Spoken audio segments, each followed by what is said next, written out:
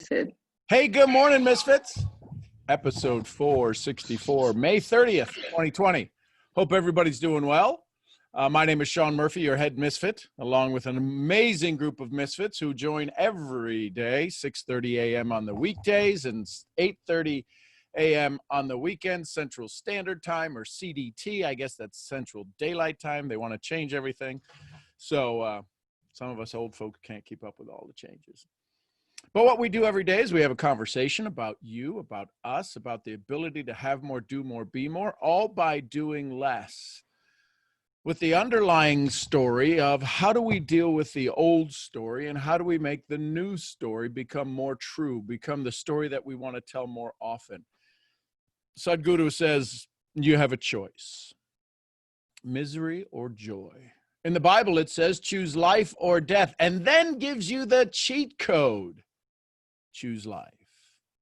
See, all around us, we have these opportunities to have more, do more, be more, all by doing less. And what I mean by doing less, it's not about sitting and being in less action. It's being less distracted. If you're somebody like me, there's things that will distract you throughout the day. The challenge is most people become distracted all the way up until the moment they pass, and then they live with regret. If you decide to stay in this moment, if you decide to stay in this now, the only thing that exists, if you worry, you're either worrying about the past or the future. There's no place for you to have control over that. If you're wishing for something, you're wishing in the future. It all comes down to what is the state of energy that you're in. People ask me all the time, Sean, how do you manage time? And I said, well, since I didn't create time, I can't manage it. Since I didn't create the alphabet, there's very little new I can create, only new ways I can think. So as far as it relates to time management, since I didn't create time, I have no control over time. The only thing I have control over is my energy in time. So it's more about your management of who you say you are in time while you're doing an activity. If you're always late to something, that's a part of a story you've told. If you're always early to something, that's part of a story you told. No matter whether you're early or late, when did you arrive? Now. So there's that question. When you set a goal, when you want to look to reach to the newest and the highest levels of success, when will you reach them? Now. So then how does the now show up? It shows up with what the energy was just prior to the now. Because most people are transformative over time. They live life on an installment program. You know why people get excited when they win the lottery is because they didn't have to accumulate it through installments. The challenge is what happens to most people who win the lottery? What happens to most people who have success? What happens to most people who create $1 million? What happens to most people who have a successful relationship? Because it didn't come in installment plans, they have little chance to make it last. Because what do we say about money? It doesn't make you better. It reveals who you are. Well, that happens with any kind of joy or success. So the question today to you is, what do you deserve? See, in that question by itself would end all personal development, would end all of the seminars and trainings, and would end all of the need to follow anybody if you knew what you were worth. The reason people sit at the feet of gurus and sit at the tables of entrepreneurs is because we want what they have. The challenge is that most people find it very difficult or have a very hard time teaching you how to get what they have, because at some point, most aren't aware of how they got there. We think a level of success that people have, it qualifies them to educate us and teach us on how to achieve that success. If you go back and ask most people, what was the moment just before it started? Most haven't taken the time to look at that. Most haven't taken the time to sit down and examine what was the transition, kind of like being in a dark room. Imagine being in a room in your house that's absolutely pitch dark, pitch black, but it's the room you know about. When you turn on the light, you're kind of not surprised of what's in the room. But if all of a sudden one day you turned on it was pitch dark, but you came back a day later and I had showed up and I had moved everything around in your room, you'd be surprised with the placement of the items in the room, but you would recognize them all. The challenge with most people's success is that it's a new room, it's new stuff, and it takes a while for them to adjust to the light and to the room and to the vision. So this is where journaling comes in. This is where you describing your future. This is where you activating your reticular activating system. What you look for is what you will find. A buddy of mine says, Paul Rogers says, congratulations, where you're at, it's your fault. All of the things that have occurred to you in your life, the good, the bad, the not so good, the amazingly great, it's happened because you wound up in a particular moment in time. It's what we do with the time we're not in that moment. People say all the time, well, you're asking me to pay attention to my thoughts, pay attention to the things I want. And the answer to that is, well, do you have what you want right now? No. Well, that's what you've been paying attention to. No, I haven't. The answer to that is absolutely, yes, you have. If you're not aware of your thoughts on a minute by moment basis, then it's controlling you. The brain looks for two things. And one of the things is, how fast can I recognize the pattern? How many of you today woke up in the same bed, hopefully, that you woke up in yesterday? Maybe if you were traveling, you wound up in a different location. How many of you wake up and say, I can't sleep. If I travel, it's hard for me to sleep the first night. Why is that the issue? Because you're a creature of habit. If you find it hard to go to sleep, if you find it hard to travel the globe and you say, well, I'm tired because I'm on a different time zone. No, you're not. You're in the new time zone. Wake up. This whole idea that there's jet lag is just a myth. It's you set yourself up for it. You're already talking about it before you get on the dang plane. Oh, I can never sleep in a hotel. I need my pillow. Well, take your pillow with you. Well, I can't take my pillow. The bed's always uncomfortable. That's a story you tell. If you can't fall asleep in a different bed in a hotel, man, I'm telling you. And you're wondering why it's a challenge to create success from your dreams and your thoughts. You can't even fall asleep in a hotel room. You see the stories we start to tell ourselves? Oh, when I go to convention, I can never sleep the first night. You haven't even left your house yet. How many of you know what I'm talking about? How many of you, let me make it easier for you. How many of you know somebody who's like that? When they travel, they can't sleep. Type a T in the chat if you know someone. I'm not asking you to tell a story on you. I'm asking you to tell a story on somebody else. It might be about you. So now the reality is what's changed in the last 24 hours for you? See, people say, man, I would love to travel. How many of you know by watching a YouTube video what it's like to ride in the most expensive first class seat on an airplane? $30,000 for a trip. It's got its own shower. You've all seen the video. You know what the challenge is that we're not having a conversation with ourselves in the physical world. We're having these all in the dream world. The challenge is that we don't believe our own dreams. Somebody has told us that you're not good enough, you're not strong enough, you're not tall enough. You don't have enough education in this particular area. You don't have enough experience in this particular area. You've got all the experience you need right now. Follow me on this. You have all the experience you need right now to be a good human. Period.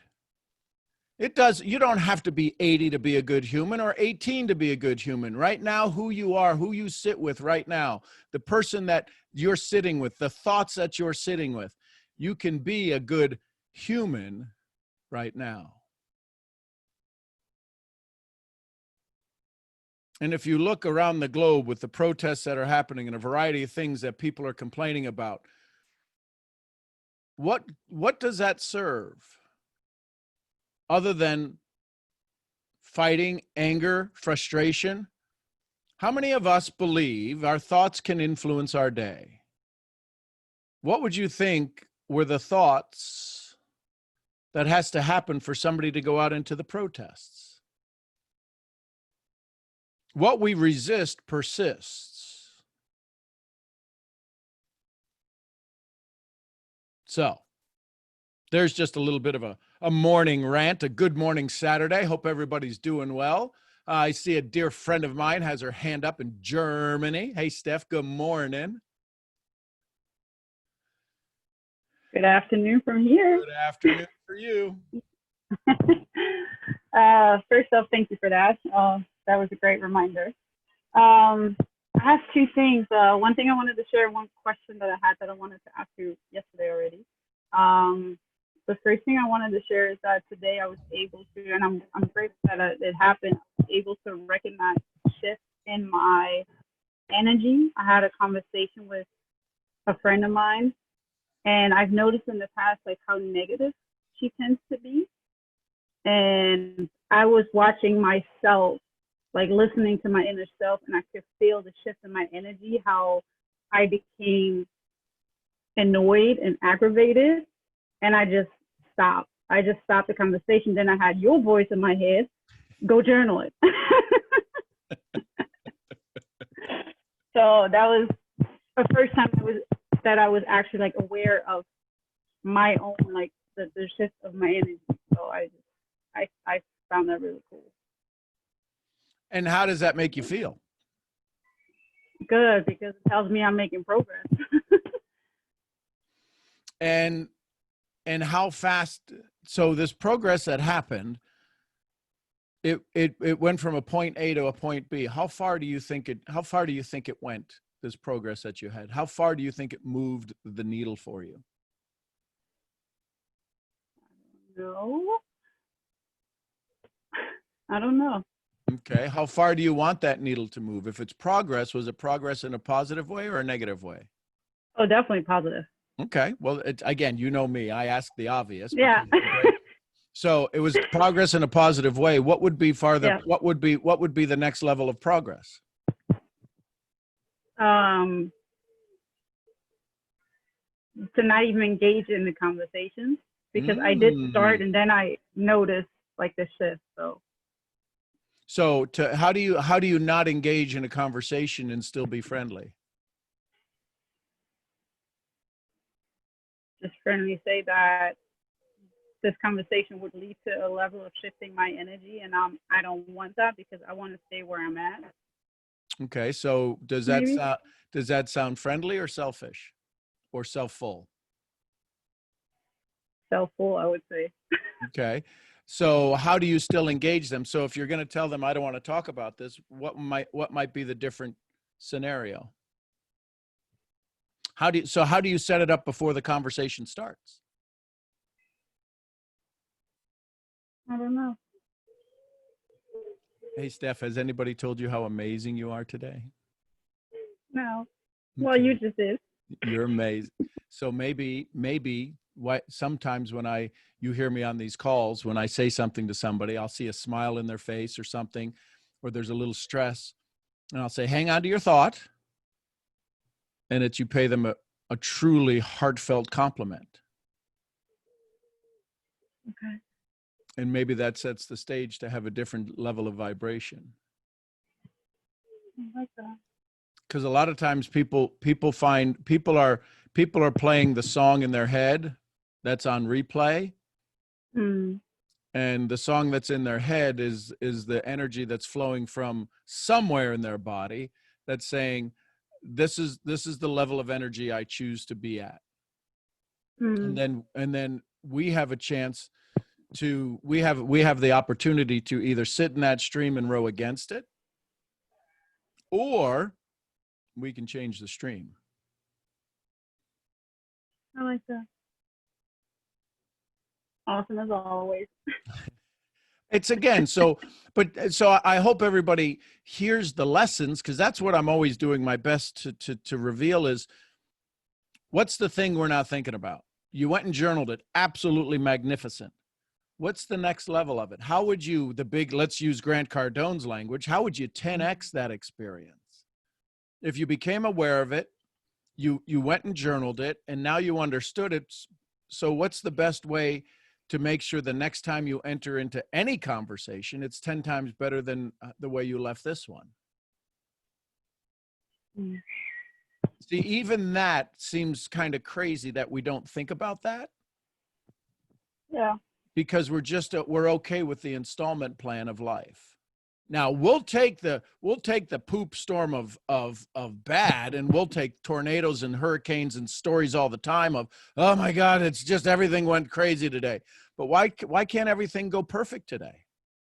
Well, that's just crazy. No, but we all say, I hope today's not as bad as yesterday, and we're living life on the installment plan. It might not have to be that way. Thank you. You're welcome. Thank you. Great question. Great conversation. Yeah. And I had, as I said, another question that Sure. I would like your input on. Since last week, Saturday, so for weeks straight now, I've been literally waking up between 4:15 and 4:45 every morning. I didn't actually get up at that time because I felt like, yeah, no, that's an insane time. Yep. But every morning I've been waking up around that time, and I've never had that in the past. It's been a full week straight. Awesome. And yeah, I don't know. Do you have like any idea or any, the crazy thing is one thing that I'm talking reminding me of? Yeah, I do. Yeah, I know. That's why I needed to talk to you about it. If you Google, are you near a change of a time zone that's pretty close? I mean, are you close to a demarcation line to where if you went an hour that way, the time would be different? No, Okay. That just happened in the past. Next time is in like winter or fall. Okay. No. What I mean is that where you are geographically, we have the Eastern time zone and Central time zone and Western. No. Okay. So here's what happens between 3:45 and 4:45. So you're saying between 4 and 4:45? Well, let me rephrase that. London is not too far. London is an hour behind. So the hour behind is where it's at. And you've lived in London before, right? You have No, I didn't live there. I visited. But you have a deep connection to London. Is that correct? No, not really. Okay. So the reason that I asked about the line of demarcation, if you Google between 3:45 and 4, that time is where there's a tremendous universal connection to the universe, to where you awaken. And the thing is, you should just get up out of bed. That's the universe trying to connect with you at an energetic level. So if you got up and got out of bed and just started journaling, you'd be amazed at what will start to flow into your book and out of your pen. I wrote that in my journal this morning that I didn't say if, I was like, I'm going to wake up at the same time tomorrow again, and this time I'm going to get up. Yeah. I wrote that this morning. So, and one thought that I have was also, that's the thought that I had was around that time was actually when I was born at 4:25 a.m. And I was just like, does it have to do with like a rebirth, like me, like becoming a new person? And that's the thought that I had in my head. Well, you're probably not far off. There's an awakening at an energetic level that says it's also, if you got up, it's probably one of the quietest times around you. But yeah, it's Sadhguru has a video out that says, between 3:45 and 4, that's the greatest time to wake up to connect, right? But if you're waking up that early, there's something that your energy is wanting to reveal to you. There's a connection that you're looking to make. And again, for a whole week. Now you're planting it subconsciously because you're like, ugh, I wonder if I'm going to wake up tomorrow. But this is how powerful. This is how powerful the mind is, right? How many of you have ever woken up 10 minutes before the alarm clock went off because you had a flight you wanted to make sure you didn't miss? These things happen all the time. And then that's the power of when somebody goes, I'm just so tired. I don't know how you do it. How I do what? Sleep 4 hours a day. Well, I don't know how you don't. It's just. And I remember I kept saying, like, let's see if I wake up at the same time tomorrow again. Like, I'm curious of why this happens. And you're right, like, the power of words. So yeah. So get up, journal. I would also put in your journal prior to going to sleep. What's the story? What's the connection I need to make when I wake up at 4:30 or 4, whatever the time is? Hold on, I have to write that down. Yeah, just ask. What's the connection? What's the connection I need to make? And write that like in the evening in my journal, you mean? Sure. Yeah, before you go to sleep, so that in the time you do go to sleep, your brain's working on that and creating the connection. Okay. If you listen to and I can't think of his name, somebody will know it on here. He's called the American Monk. And I know his name as much as I know my own, and it's skipping me right now. But the American Monk talks about your doppelganger, right? Mm-hmm. And your doppelganger, there's a doppelganger for you that is the king of Spain, that is the queen of England, that's the poor hobo that's down on the street living under the bridge. There's a doppelganger that's you, that's everything that exists. Any imagination you can have, there's a doppelganger for it. The question is which doppelganger do you want to run into? And in that question, when you awake, there's a doppelganger looking to connect with you. And there's an energetic story that's looking to be revealed to you. That is your story. Mm-hmm. We put it into these physical descriptions of doppelgangers or other things. I just believe it's the Holy Spirit trying to make it easier for me to figure out what story he wants me to pay attention to. Does that help? Definitely, thank you. Cool. Anything else I can do to be of service? No, just be you. Just stay amazing. Okay. I love you. I miss Love you. You too. You too. All right. Let's go to Jeremy, who's got an amazing Instagram page with incredible food. And I swear to goodness, they look like they're almost props, the food that he cooks. So good morning, Jeremy. Thank you. Good morning. Yeah, I just wanted to comment on energy and paddling against the stream. I've been relatively healthy for, my whole life and still had that missing energy and paddling against the stream, like you're saying. And those were just all the negative thoughts. As soon as I got rid of the negative thoughts, got real with myself, started paddling with the stream, created a new stream, like you said, paddling with the stream, it just makes everything so much easier and waking up easier. And you only need to sleep for 4 or 5 hours. And the energy is now at peak performance. So yeah, I just wanted to comment on that, and just, it really works. It's a real thing.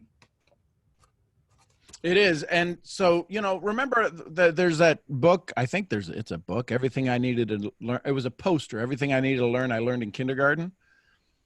A lot of that's true. Row, row, row your boat gently down the stream. Merrily, merrily, merrily, merrily, life is but a... Yep. Doesn't say row, row, row your boat up the stream, screaming and kicking. Merrily, merrily, merrily, life is but a nightmare. But somehow we turned it into that. So cool. Appreciate you sharing that. And this is what happens when you become the downstream, feet up on the seat, kicking in the kayak, letting the stream carry you. Life becomes pretty amazing. And people look at you and go, how do you, what? Yeah, you're just lucky. Yeah, I'm lucky I learned this before I died. So outstanding. Let's go to Las Vegas. Sharon in the house. It's got to be less than 100. She's outside. It's only 81, so I came outside. First, I want to say thank you for being you. I love you. It's a wonderful way to start the day. I feel the same, and I love you too.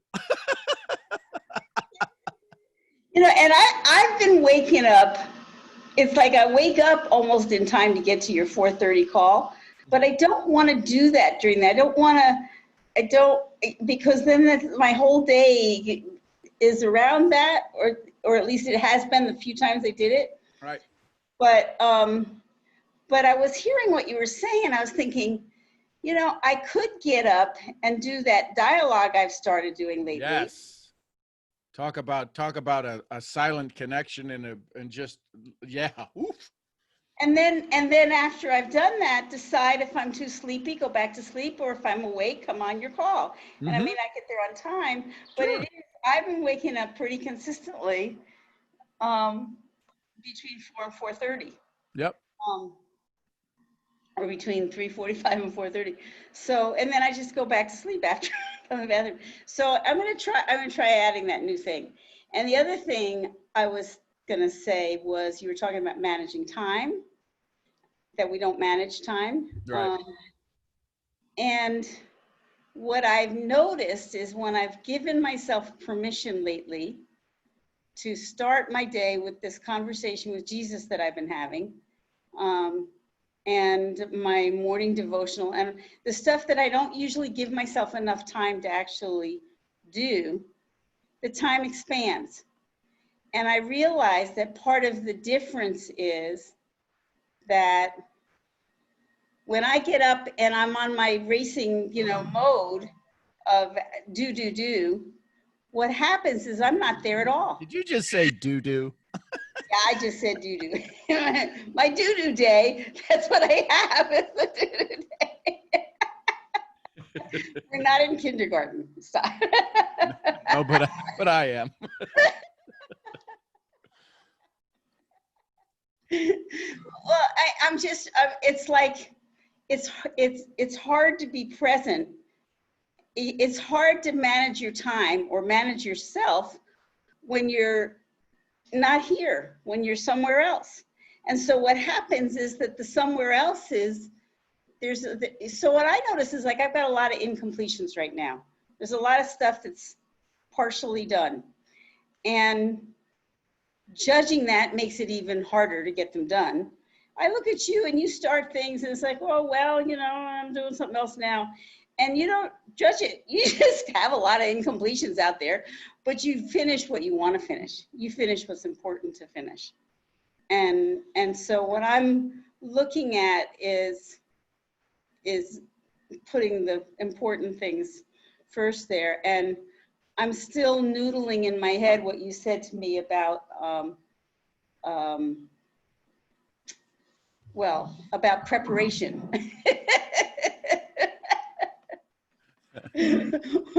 So I think that the best preparation I can have for the massive wealth and expanded life that's that's here waiting for me to just grab it is to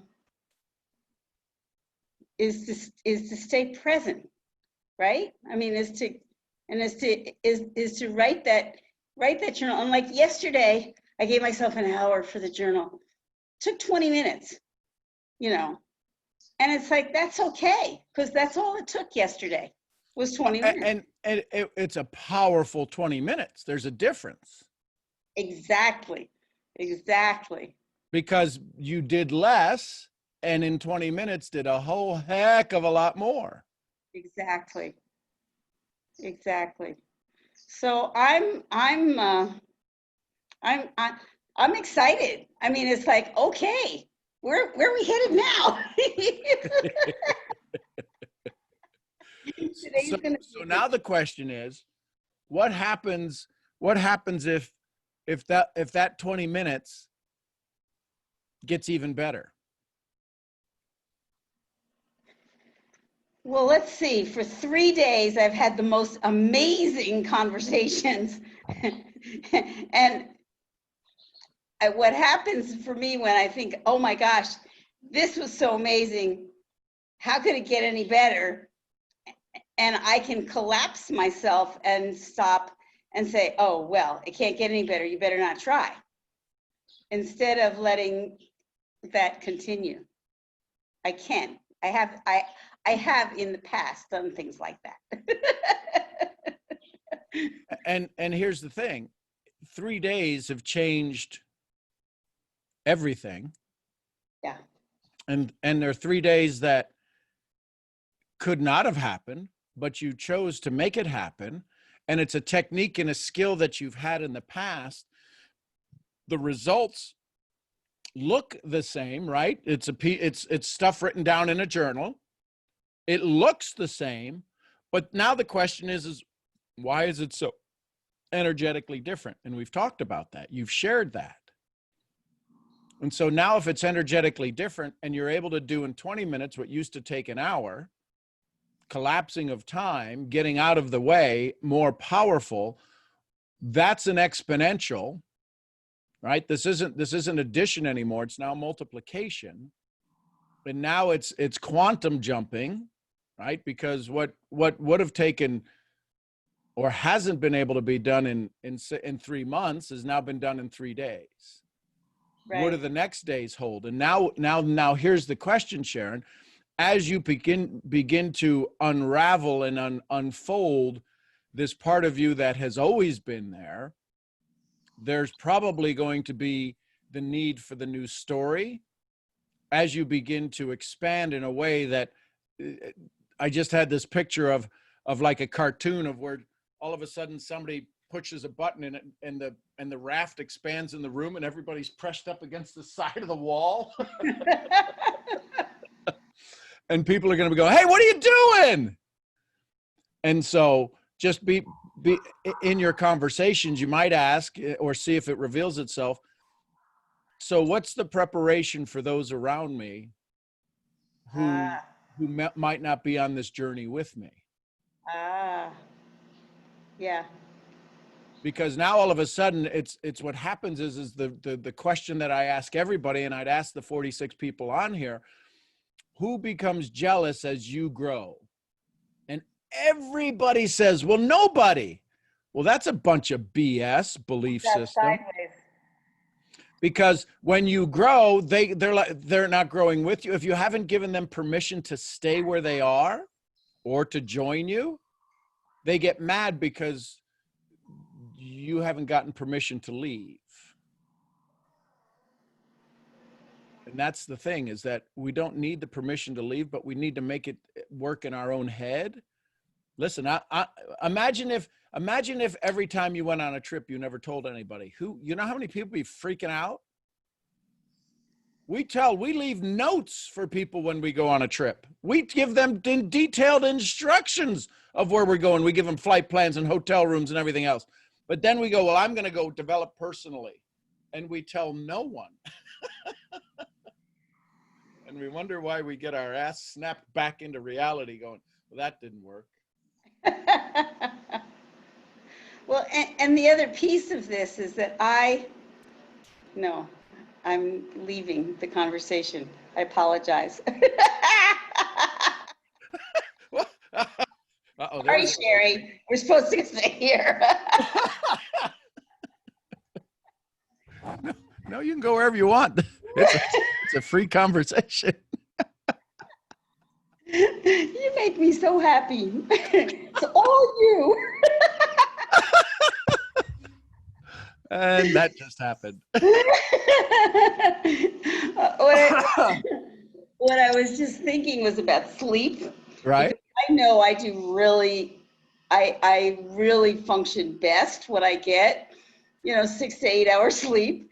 And like last night, anticipating this call, I couldn't get to sleep. I was tossing and turning, and I was like, I was like, so I went for a walk at 9 o'clock at night because it was the first time it was under 100. And then I woke up at 4, like I have, went back to sleep. But I feel great now. I feel fine. And I realized I never used to worry about sleep when I was younger, but there are people around me who worry about it all the time. And it's like that stuff seeps into my consciousness, what other people are. And I've really laid down the law. Please do. I will not watch all of the fear mongering that's going on. If it's fearful or anti, it doesn't serve me to watch it because I don't have a solution for that. So, and people think, well, you're putting your head in the sand, you shouldn't do that.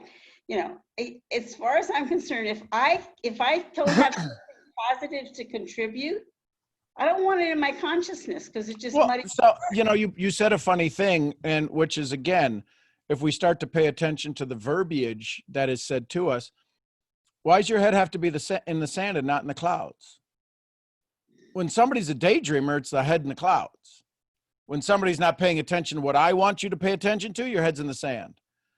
Oh. Why is my head in the sand when I'm not listening to your crap? But if I'm dreaming, if I'm telling you about the dreams I want and you don't want, you say your head's in the clouds. My head's on top of my shoulders, and I don't give a rat's ass where you tell me my head is. Isn't it funny how the language again? And listen, you said it earlier. There's not a fight for peace. Mother Teresa said, when you want to march against war, I ain't going. When you want to talk about peace, Bob Proctor said, if you want to be rich, don't talk to poor people. If you want to be healthy, don't hang around sick folk. We know that in the physical world. Well, if they have a cold, I ain't going near them. Listen, most people are the infection. They're not the cure. So the question then is, are you the infection or are you the cure? And what are you the cure for? Averageness? Snap. That's what I used to always want to be, was normal. Yeah, you're not normal. You're so far from normal, it's not even funny. I'd call you abnormal. Abby normal. I'm going to put your brain in a 52-inch, 6-foot-tall giant. Right, from Young Frankenstein. Who normal is confused. Yeah. Well, what's also interesting is when I was reading 40-year-old journals the other day, I actually had quite a bit of little wisdom in there. And did you all hear what she just said? How many years old were the journal? 40 years. Some of you, that's twice your age. But do you hear what's happening is that when she's reading it, there's some wisdom in it. When you wonder how people acquire their awareness, 40 years ago, she started writing journals, and probably even longer than that. Oh, 60 years ago. But what I also realize is there's an old story that has some wisdom buried in it, but the energy was an old story. There was tremendous pain and struggle, you know, and demand for evolution inside me. And it was a demand, and it was like a fight for life. It was a fight, you know. It wasn't choosing life from the place that we talk about, choose life or death. It was, to me, it was choose life or you kill yourself. Those were the two options. And I'm realizing, and I don't regret throwing things away. I throw things away all the time. But I did throw away probably 15, 20 years worth of really interesting journals that I wish I hadn't thrown away. But at the time, it made sense because it was a way of cleaning house. It was also a way of saying, I don't want to hold on to this story. Yep. That was what I was afraid of, was that I was holding on to the story. But embedded in there was the evolution of how I get to be here. So So it's just interesting. And now, I mean, I still have a bazillion journals because I scribble a lot, but I stopped for the last 10 years until now. And I'm so grateful to be journaling again and to be alive again, to be choosing life from a positive choice as opposed to avoiding death and avoiding destruction. Avoiding do anything, that becomes the energy, that the thing you're focused on is the avoidance. So again, folks, as you hear this and you listen to Sharon, who's got a couple of wildly amazing degrees, has helped take companies on Wall Street to billions of dollars, and has had a life full of wild experiences, energetically, emotionally, all of that stuff. For 10 years had stopped journaling, and now all of a sudden started again. And the answer, and what you're hearing in her voice, in 3 days, some pretty amazing things happened because of the experiences of having that past experience. So when you say, is it worth it to start to do things like this? All I can tell you is everywhere around you where you hear people journal and focus more on what they want and less of what they don't, life turns out to be somewhat surprisingly well. So anyway, thank you for playing with me this morning, and good morning, Misfits. Let's stay misfitted together, and I'm getting younger by the day. And I'm not going to worry whether I sleep or not. It's going to happen. Remember what I said? Now, Sharon's 73 years young? 74. 74. Yeah, And January 75. We're going on an amazing trip. yes, there's absolutely no doubt. So think about this. What's your story as you roll into 74? Do you sit with joy? Do you sit with gratitude? Some of you, that's 50 years away. Some of you, it's 40 years away. Can you think that far in advance? Can you think of what the story is you would want that far in advance? So, thank you, Sharon. Let's go to, where's Gigi? I saw her fixing her hair going, boop, boop, boop, boop, boop, boop, boop, boop, boop, boop, boop, boop. Good morning, Gigi. Good morning, Sharon. Good morning. How are you today? I don't know what I would do if I had hair like that. It's a struggle, but we make it do what it does. Mm-hmm. Man, they'd be writing books about me. One thing I wanted to say to you, because you're always complimenting us. Has anybody told you that you're so handsome? Well, they haven't, but I appreciate that. I've been compared to a potato sandwich before, so I'm glad I'm doing better. Are you so handsome, Don? Don't let nobody tell you different. Okay? My question is, what kind of question? Well, I went to lunch. Well, I went and had lunch in a park with some friends yesterday. Yeah. The conversation started coming up about decision. Yep. And then I'm like, how do you really make a decision? Cool. So that's the question. How do you make a decision? I mean, not how, because I know I shouldn't be asking how. No, I understand. No, I understand. I understand the mechanics of it. Mm-hmm. So the mechanics of a decision require you to have an understanding of the outcome. See, people consider making a decision what they decide for dinner. That's a choice. That's not a decision. People say it all the time, right? If we understood, could you imagine, and I forget what book I was reading. It was Noah St. John's Secret Code to Success. He says, imagine if you were going to go hang. Have you ever hung a picture on a wall? Yes. Have you ever used a little nail to do it? And did the nail have the little hook, or did you ever just put the nail in and hang it on the wire? Put the nail in and hung it on the wire. Okay. So now so what tool did you use for that? A drill. A drill. So you drilled it in and then you put the nail in, right? Yeah. How did you put the nail in? Did you hit it with a little hammer? Yeah.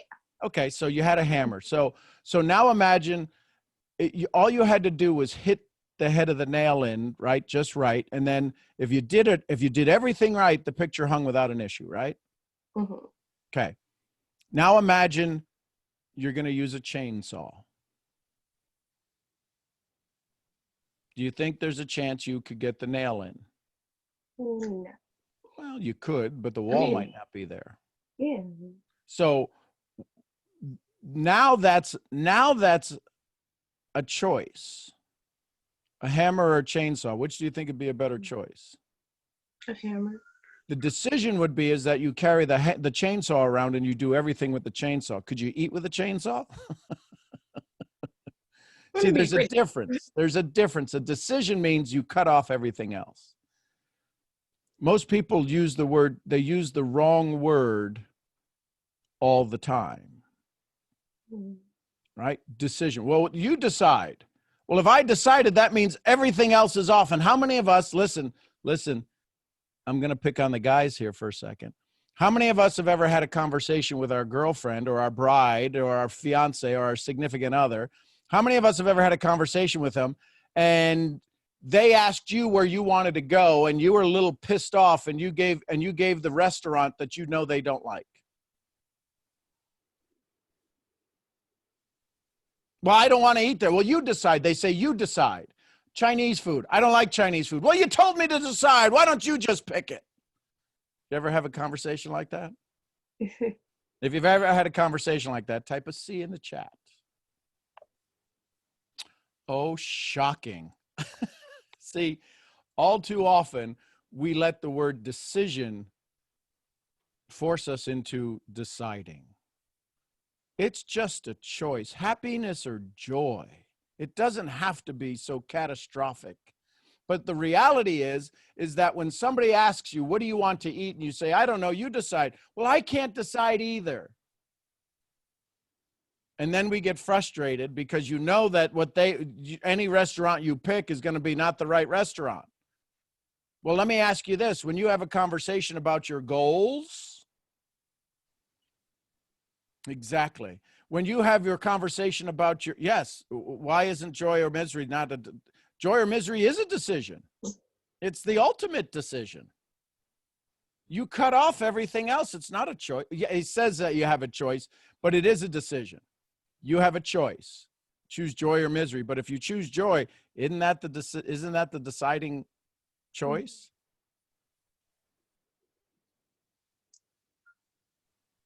So as you sit there and you look at what a decision is, the decision is you have to set up your criteria. And the criteria is, do you want to make decisions that will bring you happiness, joy, or misery? So Gigi, when you sit to make a decision, do you want it to bring you joy or misery? Joy. And now if it brings you joy, is there a chance it might bring somebody else misery? Quite possibly. Yeah, and so do you adjust your decision? I don't want to, but like the part of me that's like wanting to accommodate for other people is like, yeah, let me change my decision. So if you're in joy, could you serve more people? Yeah. So is it okay to piss them off while they get happier? Yes. Or are you the average of the 5 people you're hanging around? I don't want to be the average, unfortunately, but I'm becoming the average of them. But I'm like seeing that, like, when I'm not around them, how it's different, and then when I get around them, how it is. And I'm like, oh, I don't want to really be around them. But it's like, I love you. But then I'm like the one that's like, if I'm missing, everybody's like, where's Gina? Where's Gina? Where's Gina? And I'm like, she's here. It's not there. Well, Brittany brings up a great question. Can you make choices that go against your decision and still get to the same result? No. No, you can't. Because it's always being less than. This is why it's the hardest thing. This is why people sit at the feet of people who have become enlightened. Listen, I haven't even turned on the light yet. So I'm not sitting here going, y'all are sitting at my feet. We're having a dialogue together. Because if I was enlightened, y'all probably wouldn't be saying a whole lot. I'm trying to get input and feedback from y'all as well, because I'm working on this daily. So the reality is no, we can't, we all make choices that are limiting our joy until, right? Jim Rohn's favorite word, until. So the question then becomes, Gigi, do you have your compass aligned? And when your compass is pointing in the right direction, then our feeling of lack when somebody feels like we've let them down doesn't exist.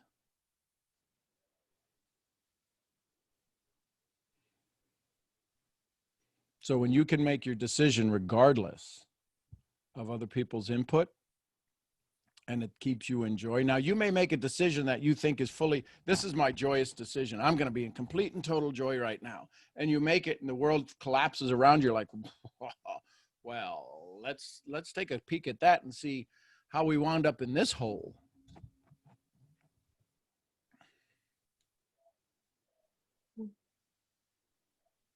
Here's the great news. Guess what? You're becoming aware.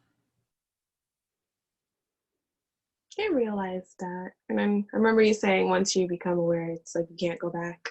So it's like certain things like I'm aware of, and I'm like, I don't want to be aware of that. But then it's like, I can't. And what happens is in awareness, we start to see the masks others wear.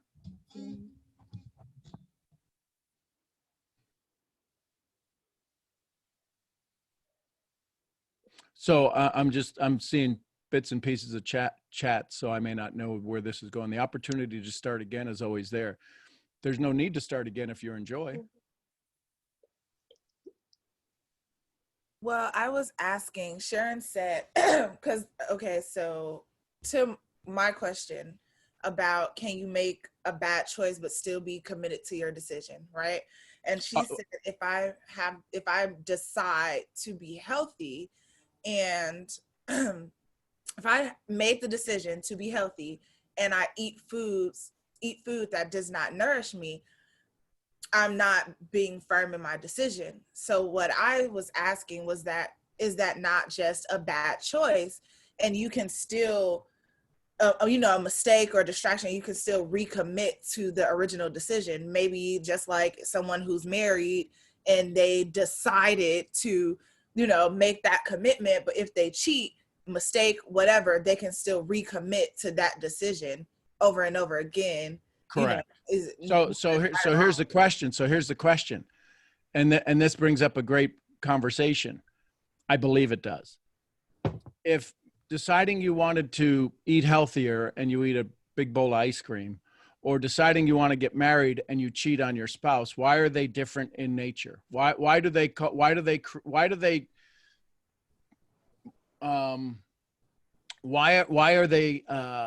received differently by the person? They are. Well, to me, they aren't, because it's still going against what you committed yourself to do.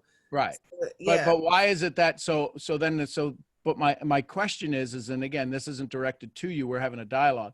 Right. Why can somebody eat a bowl of ice cream tonight, but they'll get pissed off and want a divorce if they found out somebody cheated on them? Why is the two different? Because of what we accept as consequential, what we accept as a decision or a bad choice? Why do we let ourselves off the hook on some and not on others? Just an interesting thing to think about. Why does somebody, if they cheat, we get all bent out of shape, but if they said they wanted to drink water and didn't drink that 7th glass of water, we're like, well, that's okay, you'll start tomorrow.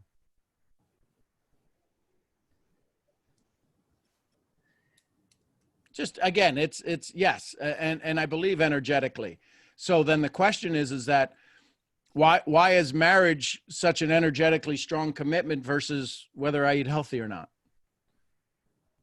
Well, shouldn't it not be? Because if you can't commit to yourself, how could you commit to somebody else? I don't know. This is maybe we're going off into like religion, politics, and romance. Maybe we shouldn't be touching on the third rail. The challenge is that if you said you were going to eat healthy and then all of a sudden you decided to eat ice cream, I'm like, well, that's your decision. That's okay. Yet if somebody cheated on me, I'm like, well, okay, that's your decision. don't I always have the responsibility of the choice of how I choose to respond?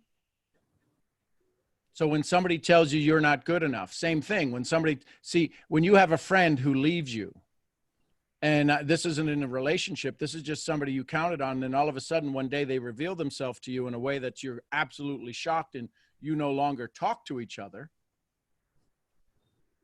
Isn't that your choice? Isn't that your expectation that got broken? And so therefore we carry that around going, well, I don't know why they left me. And then what's the difference between when somebody leaves you and somebody passes away? Why is it that when sometimes I'll use the example when somebody says, well, yeah, I would love to learn how to sponsor 90 people in a week. I say, give me the name of somebody you love. And at the end of the week, I'm going to throw them off the tallest building. And you watch all of these micro expressions happen in their body. They swallow, their respiratory rate changes, their eyes dilate. They go into a state of shock just from hearing the words. But all of a sudden it becomes not impossible at all to sponsor 90 people if somebody they knew's life was on the line. What I'm suggesting is that isn't your life on the line at every moment? Every one of us knows how much time is in the bottom of our hourglasses. Not one of us knows how much time is in the top. When is it time we start to take care of us? When is it time that we start to say, I'm worth this moment? It's easy to say, it's easy to run around with a bumper sticker. Are you worthy? It's easy to put our authority in something we have no authority over. So Gigi, as you sit in the park and you hear your friends and go, this dialogue doesn't serve me, you have a choice to make. You have a decision to make. Do you stay in joy or misery? And then the choice is, do I leave this conversation or stay and make them feel good? Well, I begin to feel more and more like, this doesn't make any sense at all. How did I even get into this conversation? Mm-hmm.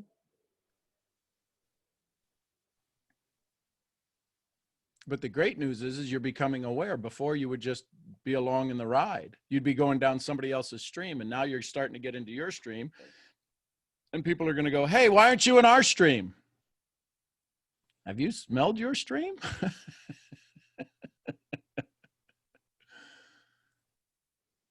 I have one more question. Yeah, of course. Well, the question and like kind of add on, because it kind of goes back to when we were talking about responsibility.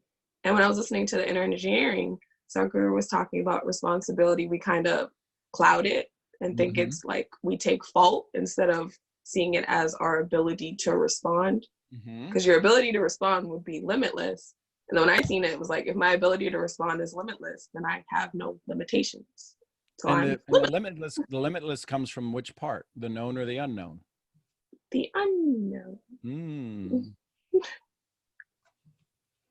So is it okay to stand in the frontier? Yeah. And Epictetus said it 2,000 plus years ago. Decide what's in your circle of influence and what's not. Because if you're trying to decide, if you're trying to work on the stuff outside your circle of influence, you'll always be disappointed. If you stay on the inside of your influence, what you have absolute control over, and what do you have control over? Do you have control over death? No. Then you shouldn't be disappointed when it happens. Do you have control over the weather? Nope. Only your reaction to it. And that's the biggest thing. Scott Schilling says all the time, he says, it's not what they say about you, it's what you say about what they said when they leave.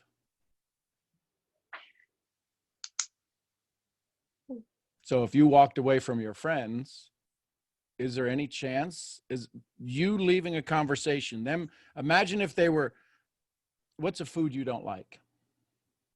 Liver. Liver? Yes. Yeah, imagine if all they were doing was throwing liver at you. Wouldn't you get up and run away? Yeah. And you wouldn't feel one bit sad about it. But if they're sitting there having a conversation that you're in and you get up and walk away, and they're like, where are you going? Not my energy. Ugh, I made them feel bad. What's the difference? You're leaving a place where you don't want to have stuff thrown upon you.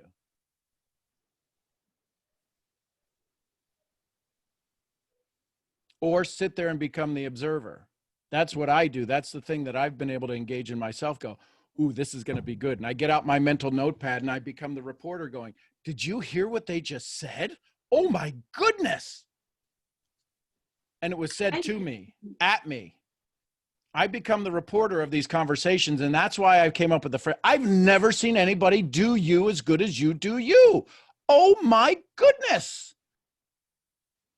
I don't have to accept it. I don't have to catch the boxes. There's a buddy of mine wrote a book 20 years ago called The Box Catcher.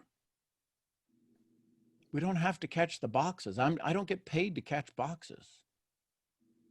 My family's life doesn't get any better by me catching boxes. Because what happens when we catch a box, we all want to do what? We all want to do what with the present under the tree? We all want to look what's inside. I'm not going to look at that. Well, of course you are. You just caught it. You stored it. Can you imagine all of the boxes that you're missing that are already sitting inside of you that you have yet to open? Gigi's opening her awareness box of her friends and relationships. And it's giving you the ingredient list in this new box. Imagine that place. Imagine those things where they like, I don't know what they're called, where you order the food online and it shows up in a box and then you prepare it all. Blue Apron. Imagine the blue mindset. And every day it is, you go outside your front door, open it up, and it is everything that you want for that day. All you have to do is now follow the recipe. And what's the recipe for the greatest day in Gigi's life?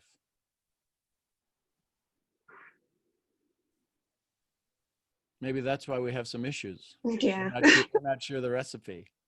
Yeah, that's what I was thinking about. I was like, what's the recipe? What's the recipe? Exactly. So what's the recipe? So if we imagine if we all came up with our daily recipe for life. If our thoughts influence our day, maybe that's the start of it. What's the first thing you hear in the morning? Is it the news? Is it a blaring alarm? What's the thing that wakes you up?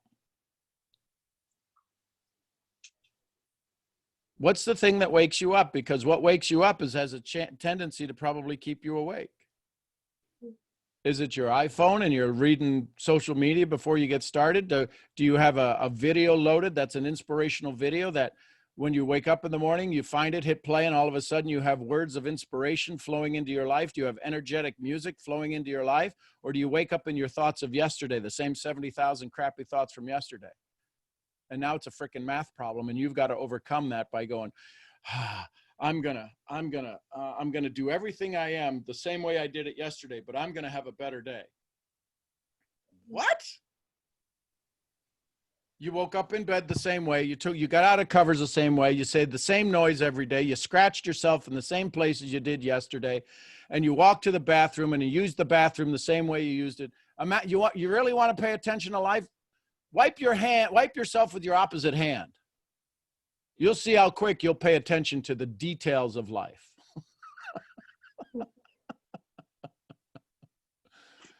Everybody's going, what just happened?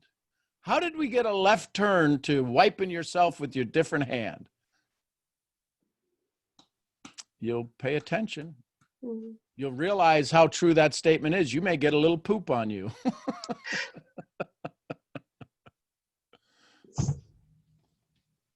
And one more question before I remember you talking about like an emotional response causing people to spring into action. Okay. And I'm trying to figure out like, why am I not springing into action? And I'm like, is it gonna have to take an emotional response? Usually it's the day you've had enough. Mm-hmm. And the day you have enough doesn't have to be a tornado took your house or a hurricane flooded your home and you lost everything. You don't have to lose everything to have the day you had enough. Usually, so there's two times in life that the day you've had enough is handed to you. It's either delivered to you through an emotionally wild experience that you go, I ain't never having that again, or you awaken to it and make the decision now while you have a choice. It's either decided for you or you take the choice, and then it becomes a decision. So the moments where I had the day I had enough, one was at 14, one was at 21, and another one was on December 18th, 2018. Those are three I can just pick up like that. They were the days I've had enough. And both, and all of them, one of them, the first one at 14, I had no say in it until I had a say in it. It was happening beyond my control until I decided to say, that's it, I'm done. 21 was informational energy that came to me, that realized if I'm ever blessed to have a child, half of my energy resides in them, and I choose to never have. Recommitted again to never having another bad day, because I could ruin their life. I could ruin my child's life because my energy resides in them. And quantum entanglement says that whatever happens to me happens to them. And then December 18th, 2018 was the day I started these calls, and I said, can't complain anymore unless I'm doing it. I've had enough. Had enough of the BS that's out there. A lot of it is BS, and even more of it is a belief system. So when's the day you've had enough, Gigi? No, I thought it already came, but I'm like, It is, but here's the thing. When you turn on the volume to a new station, how loud do you want to turn on the volume to the song you love? really loud. Yeah. So here's the question. If you're finding yourself, if you're awakening to you haven't yet, maybe you have yet to fall in love with yourself. You're falling in love with yourself every day. So is it okay if you incrementally increase it until such point you recognize going, wait a minute, what happens if I turn up the volume on this? Mm-hmm. Would it be fair to say you didn't turn up the volume when your friends were having a conversation you didn't want to be around? Yes. Yeah. Well, Yeah. So if you walked away, weren't you turning up your volume? yes. So I'd encourage you to just be aware of those and realize it's about being, and ladies, I need you to write this word down, self-full, not selfish. Mm.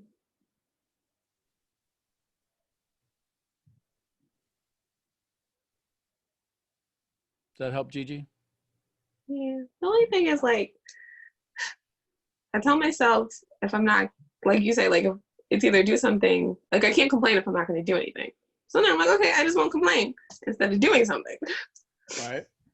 And I'm like, that's like the problem. Like, I'm trying to, like, do. But who are you? But define complain. What is a complaint?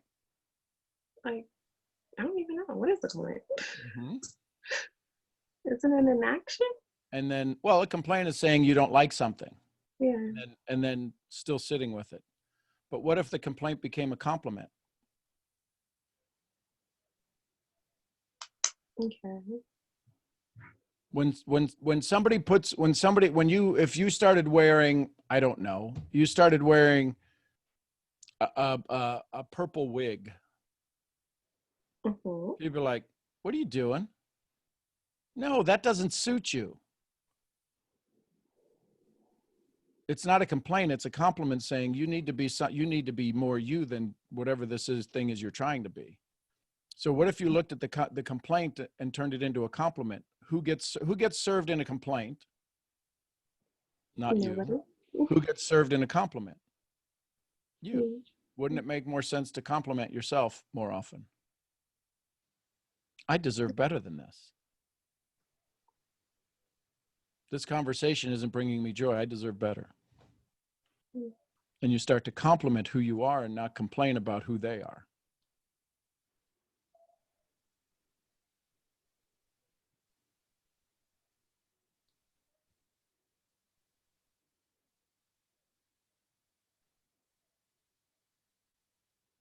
Yeah. Can you begin to compliment yourself?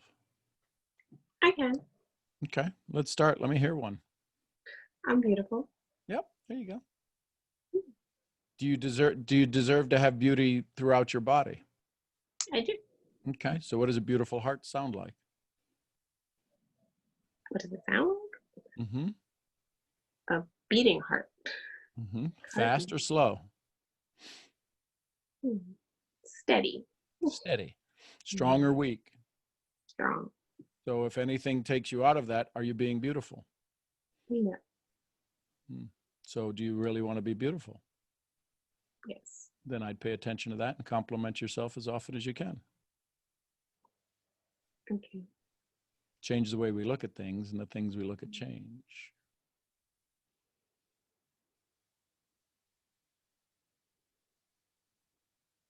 Thank you. You're welcome. I love you. Love you too. Thank you. Let's go from Gigi to Jessica. Hi, Jessica. Hello. How are you? How is everyone? Outstanding. How are you, Jessica? I'm brilliant. I'm so happy. I'm on a walk at the moment, Yay. and I've realized that everything is my old story. My parents, my brother, everything, literally. I don't know, something said I need to go for a walk, and then something said it needs to be a good walk. Right. And also I've been journaling, but too much, to the point where I feel like I'm back at school, and I have all these books. So I have one for work, one for you, one for myself. It's too much. So here's a question. Why are you separating you? Because I have for a long time. Sure. Is it okay if they all became bullet points inside of the journal that's just you? Yeah, that would make much more sense. Yep. And so I now think. just journal you. Don't journal me. Don't journal family. Don't journal business. Just journal you.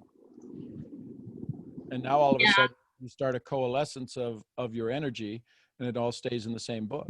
Yeah, I don't know that I've ever had separate books, but everything from somebody getting sick to a life-changing comment all goes in the same book. But the strange thing is that everything is connecting. Like I can see connections in everything I'm doing. But sometimes I still can't piece them together yet. Right. So ask the Noah St. John question. Why am I so good at piecing things together? Just write that sentence in your journal and let it sit there. And you may be amazed what happens when you put down what it is you're looking for. Yeah. Yep. Okay.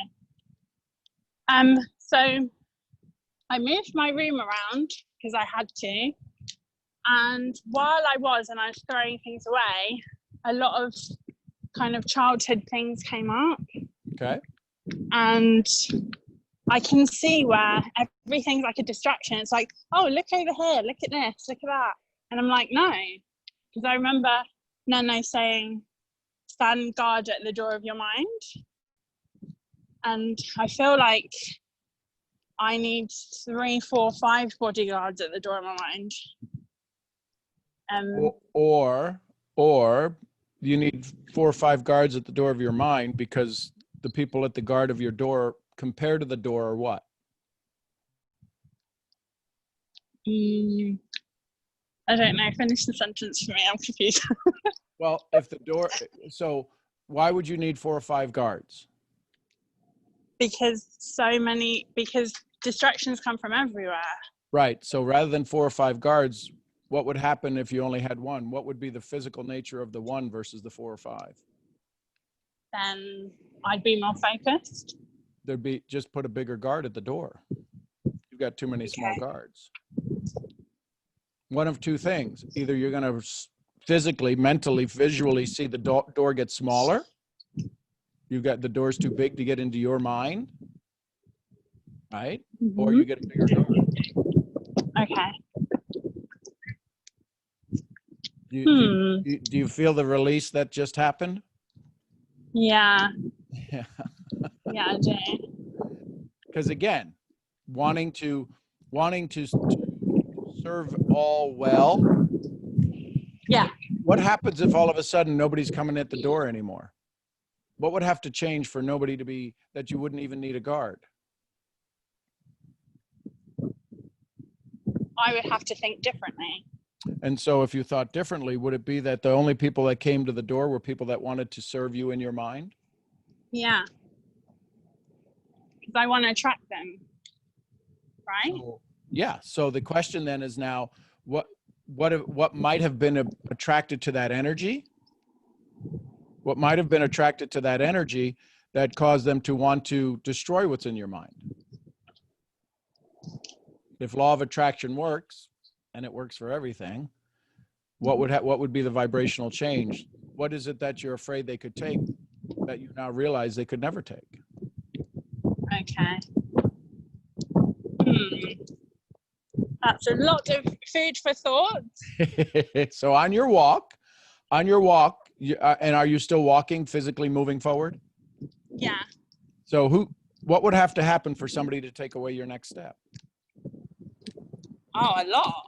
I wouldn't let them do that. Right. So then how could they ever get to the door of your mind? Just as you go walking, realize I'm in complete control.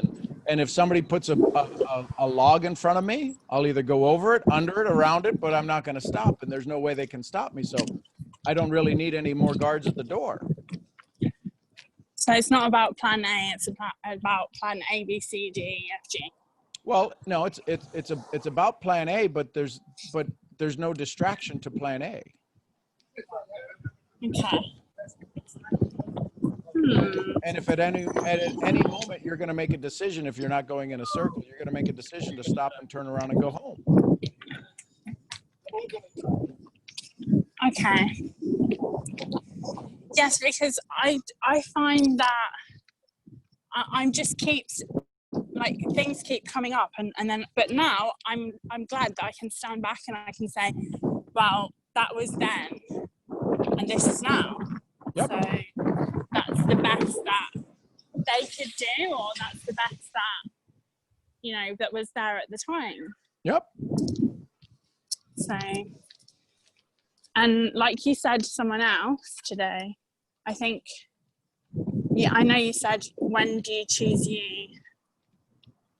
And I think it's so important to choose you, because there's been many times when I've always not chosen me. And So, we chose other things hoping that our choice would rise to the top, and it never does.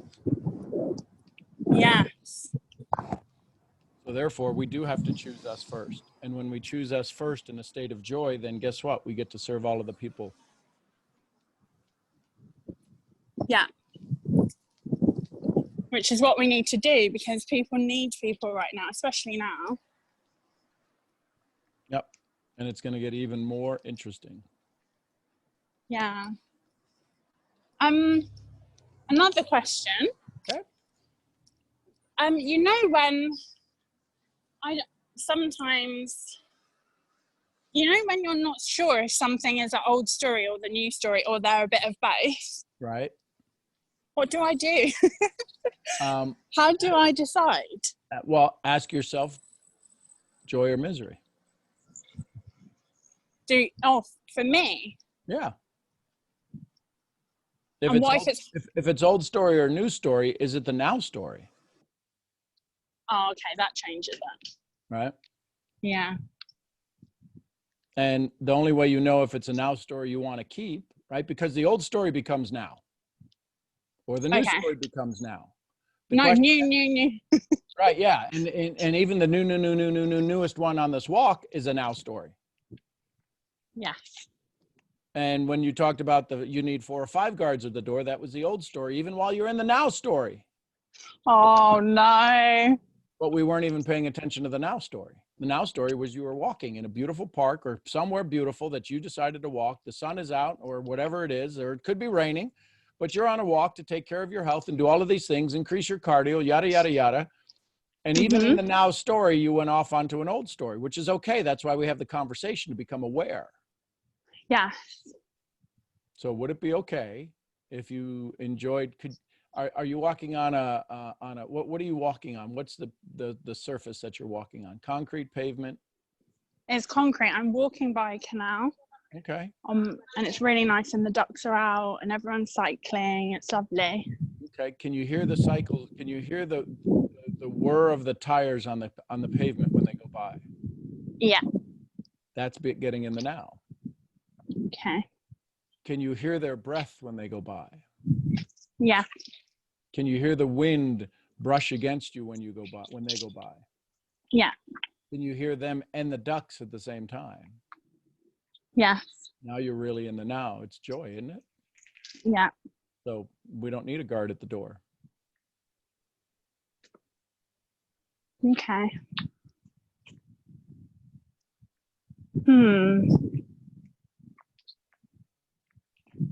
I guess the frontier feels a bit lonely, that's all. I mean, until you look left and right, and who will you see? You and Sharon. Mm-hmm. And everyone else behind. Yep, and everybody else, and you're looking down the line, and we're all stepping forward in the frontier, and then what happens is as we continue to step in the frontier, we become the reminder for the others, going, "Hey, don't forget, we're moving forward." Yeah.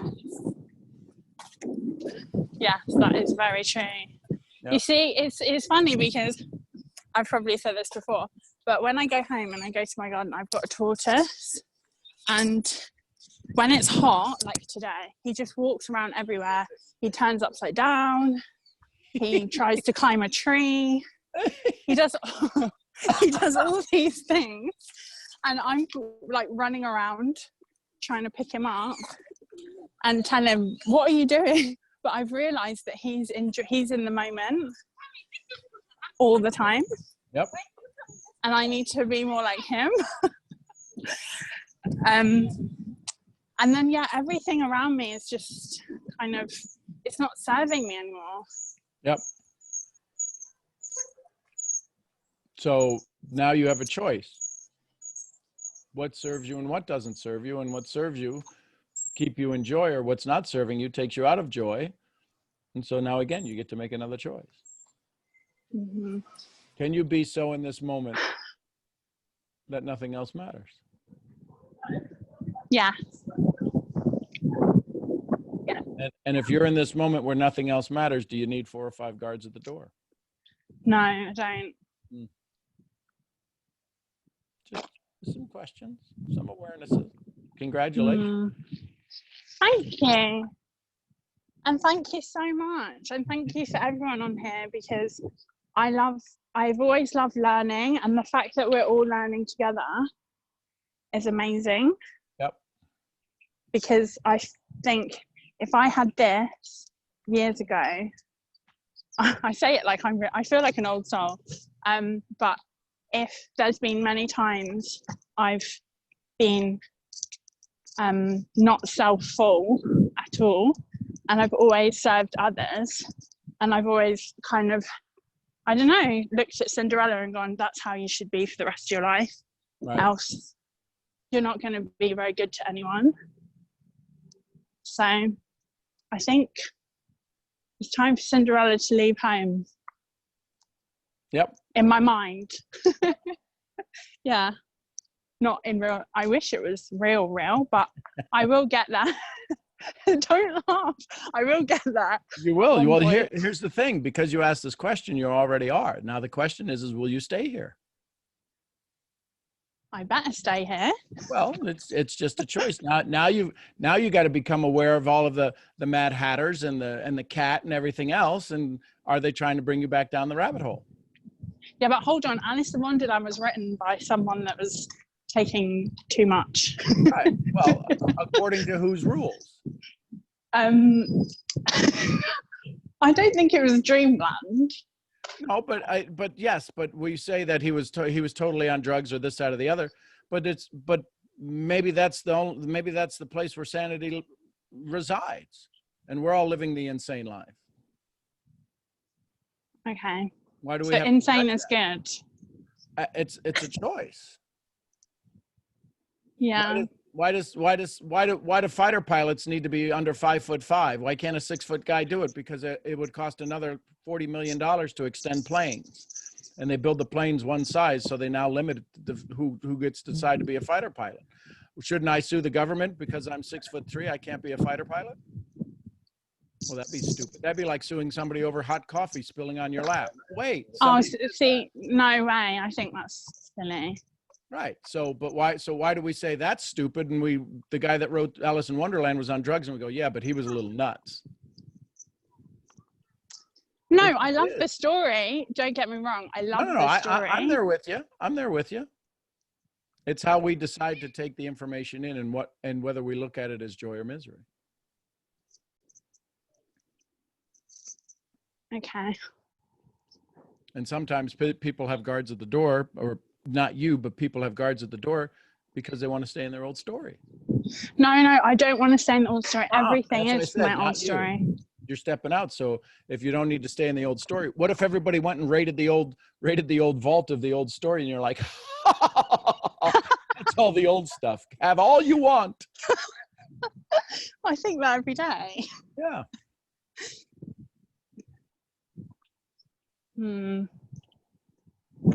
Oh, you've changed my train of thought completely now. I hope it's I'm gonna need another journal now, Jake.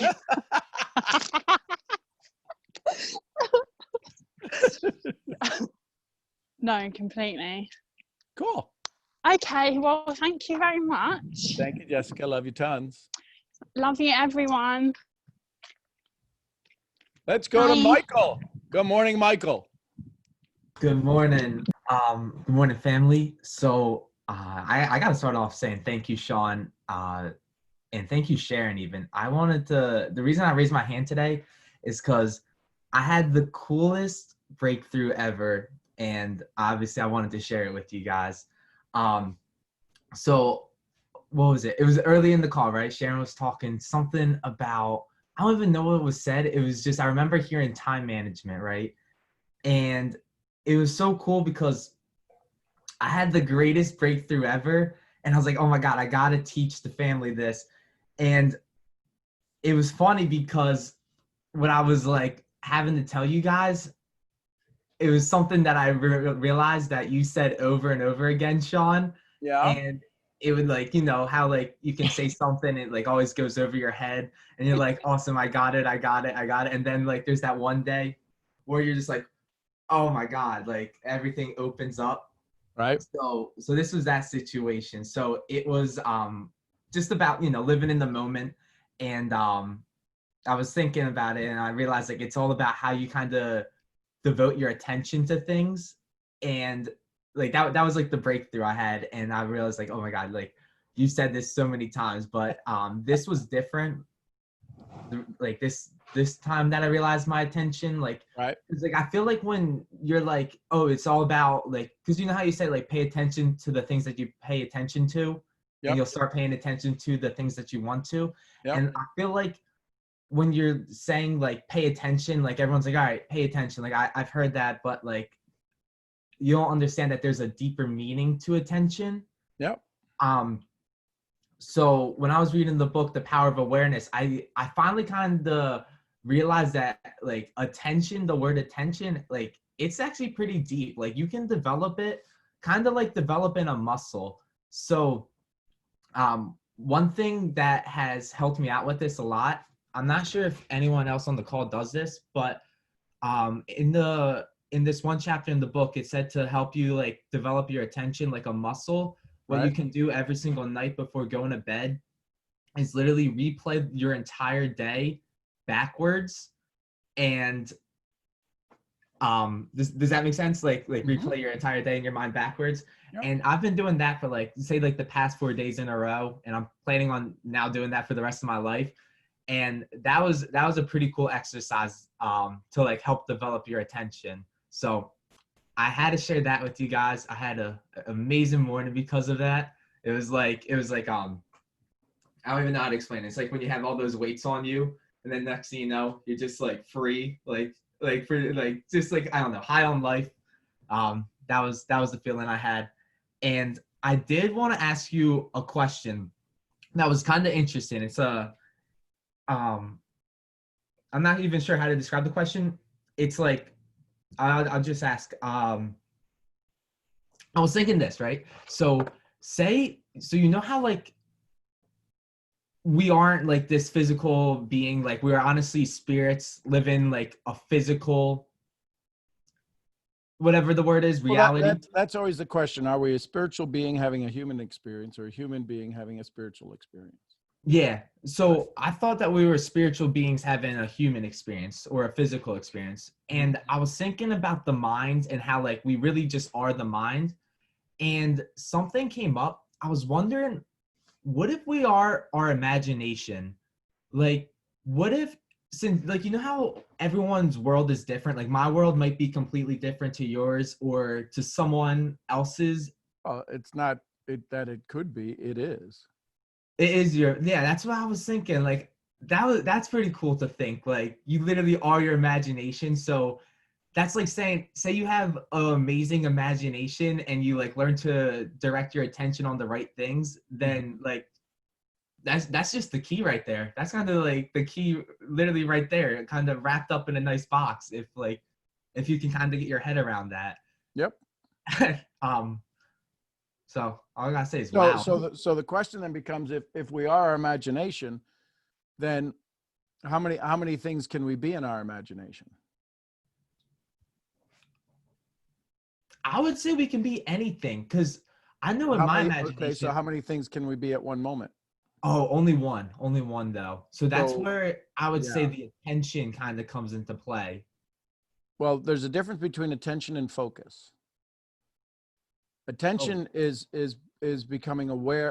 Attention is knowing what's everything that's around you and looking to see what can serve you and what can do you harm. Focus is when you're in the middle of when Todd Stottlemyre, who is a Major League Baseball player, starting pitcher for 18 years, says when they were in the World Series and he stepped out onto the mound to pitch, he says, you don't even hear the crowd. Because see, if he was paying attention, he would hear the crowd and could tell you how many people are in all of the seats. But focus means that you can tune out everything else. So what's the words that usually go to for success? Attention to detail. So is it about being able to be aware of everything, or is it being able to be aware about the right things? Oh, what about the right things? So when you play your day back, you see everything, the good, the bad, the ugly, the great, the beautiful, the not beautiful, all of that stuff. The question is that, do you think there was anything yesterday that stalled you in your forward movement towards your success? Definitely. So would you want to repeat that? No. So now you're deciding what to pay attention to, which is the other word for that is focus. Pay attention to your day as you go back, but focus on the things that served you and do more of those. Okay, I gotcha. So another thing I do, you know those 3 questions that you say to always ask yourself at night, like what did I do well today? What could I do better? And what talent or resource could I have? Yep. I printed that out in big letters and I put that on my ceiling. So it's like I have to read it and I feel guilty about falling asleep before even going through that. So awesome. And is it serving you? Because if it's not serving you, don't do it. But if it's serving you, keep doing it. Oh, it definitely is. It definitely is, because what is it? You know how like you can sometimes go to bed and like throughout the night, like you ever have it where you kind of feel that guilty feeling like something's off.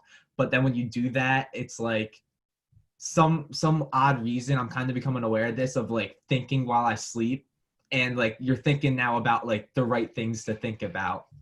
This, you kind of follow what I'm saying with that? Absolutely. Well, again, that's the reticular activating system, allowing you to pay attention to the things that serve you well, and the things that serve you well, then you decide. There's always the 80-20 rule. Then the 80-20 rule says that 80% of your success comes from 20% of what you do. The other 80% is a distraction.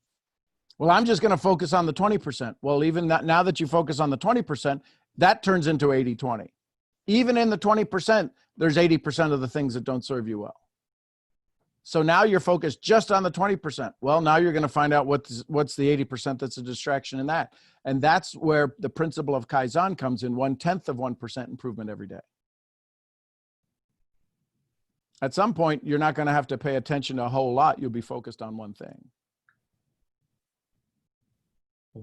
Now, Leo, it's not what you didn't do well today, because that adds the negative in there. It's what did you do well? What could you do better?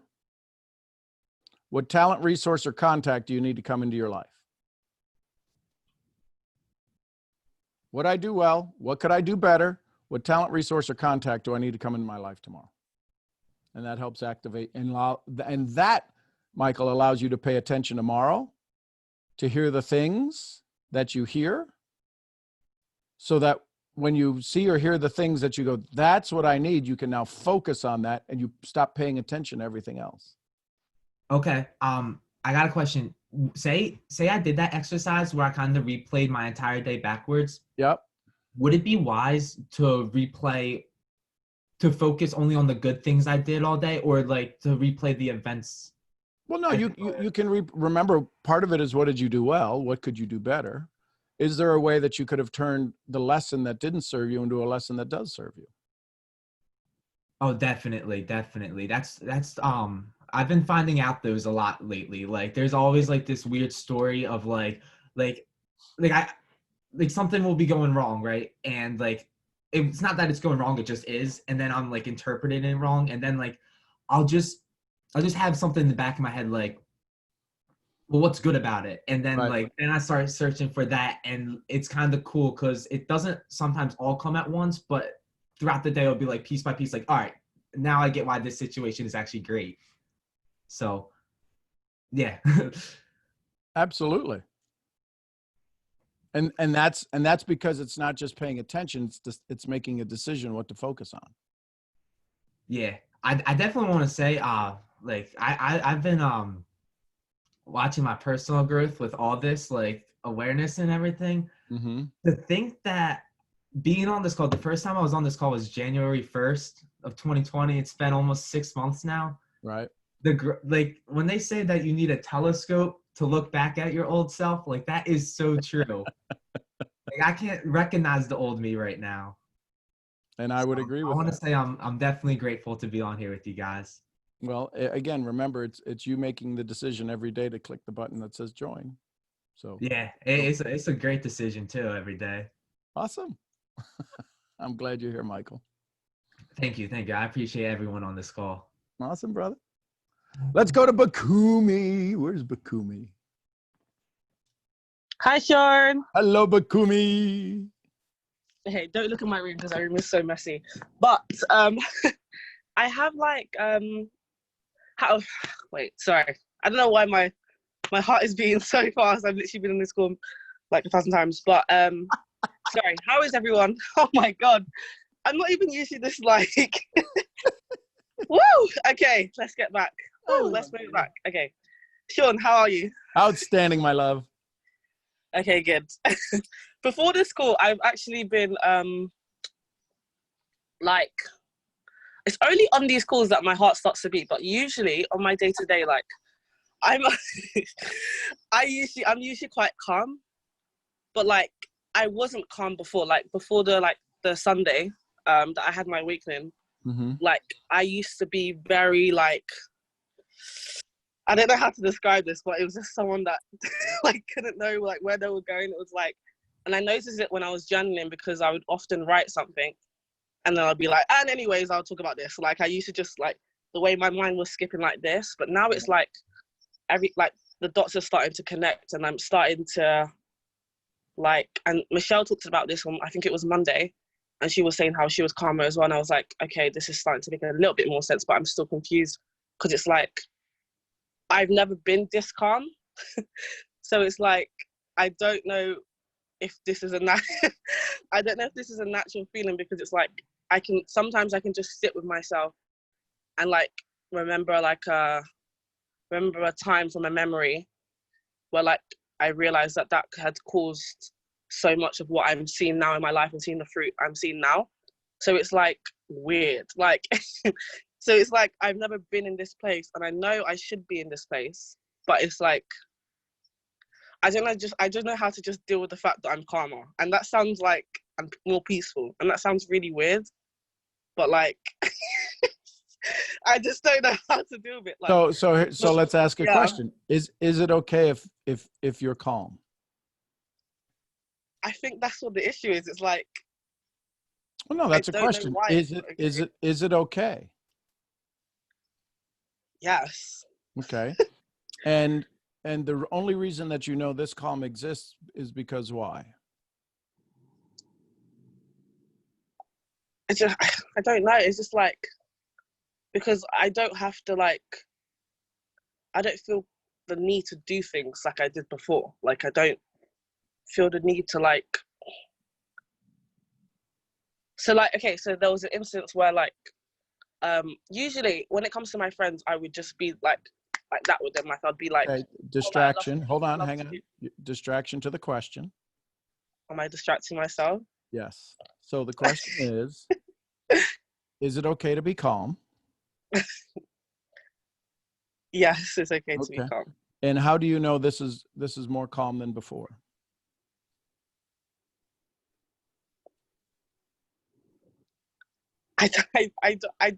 It's just like a feeling. Okay.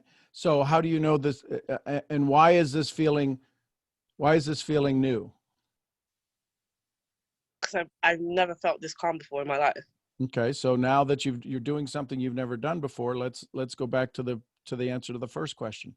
Is it okay for you to be this calm?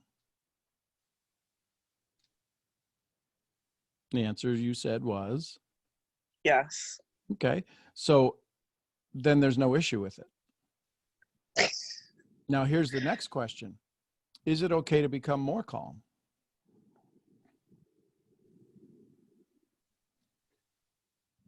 Yes. It's just because it feels weird. Like it's like Okay. Distraction. That's not calm. That's trying to justify. Would you say you're in more joy or more misery when you're in calm? I'm in more joy. So is it okay to have more joy? Yes. And every time you try to debate it, does that take you out of joy? Yes. So In fact, I get more miserable. Yeah. I would encourage you to stay more in joy than misery. See, they ask people a question, and I'll ask you the question, Bukumi. Did you ever get a birthday cake when you were little? Yeah, I did. Do you remember one that you were just absolutely wildly excited about? And maybe you don't. I remember my 8th birthday. I think it was one of the few times I got a cake. But do you remember a birthday cake do you remember being excited about your birthday? Yeah. Do you think you get more excited now, or were you more excited then in comparison? More excited then. So when you were a prisoner, being told what to do, what to wear, when to eat, where to go to sleep, what to say, what not to say, how to think, how not to think, you were more happy when you were a prisoner than you are now. No, it's a different kind of happiness. Somebody sends you a birthday card, it's, aww. But are there things that make you as happy now as the 5-year-old birthday cake? But it's not a birthday cake. See, when we talk about level of happiness, it changes. When we talk about level of calmness, it will change. Won't it be funny to think in a year from now going, God, last year I thought I was calm. Oh, I had no idea. What a scatterbrain I was, even when I was calm. I can't believe how scatterbrainish I was before I thought I was calm. See, the good news about joy is we can always have more. Good news about misery too, right? Is we can always have more. Yeah. So now that you're in this state of calm, what permitted you to enter into this new level of calm? I've released a lot of pain. And is it okay to let that go? Yeah. Mm-hmm. So how far away is the pain?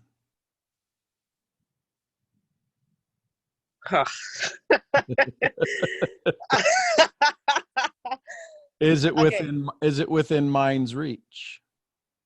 I feel like it's crept up on me in different ways. Mm-hmm. And that's how you know it's challenging your calm. Yeah. Yeah. So what do you have to do? Running faster and calm doesn't make sense. So can the vibration of calm be stronger than the fear of the pain? Yeah. So what would have to change for you to make sure that if you see it creeping up, what's the visual you have of you staying in calm? Because the second you engage with it, you're back with it. Yeah. Something I've learned over time is to, when you see it, go, "Oh, I love you."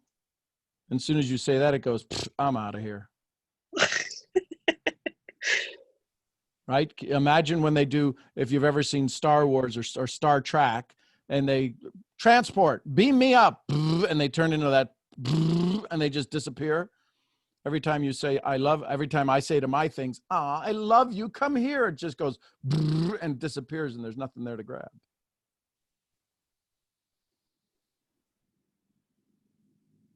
That makes sense. I guess. Do you know what's so weird? I don't know if I'm trying to distract myself again, but it's like ever since that day, like my street has been so quiet, like so quiet. But like now, ever since that day, it's like, before it was quiet, and now it's like so loud. Like anytime I call Jessica, there's like a motorcycle that's going past, and it's only ever when I'm trying to like find out more. It's just weird. So when the motorcycle comes by, you're looking to have a conversation of calm or confusion?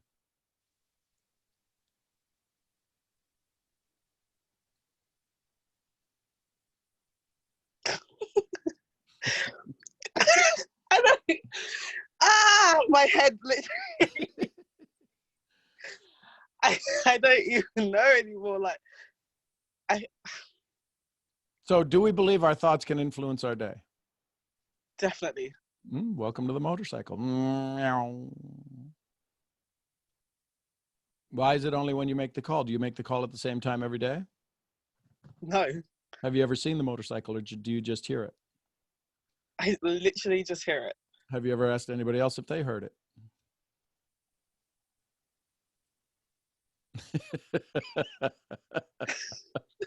Wait, so you, are you saying that it's in my head? I don't know. I didn't say that. You said it. I just asked you if you asked anybody else if they heard it.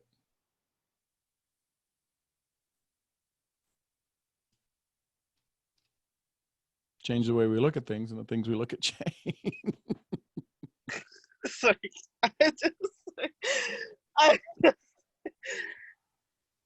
Okay.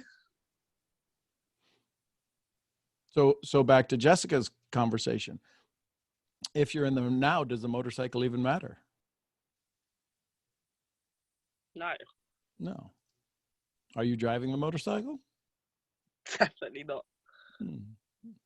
So what does it take to hear something? Back to Michael's conversation, paying attention. Don't need to pay attention to the things that keep you off your focus.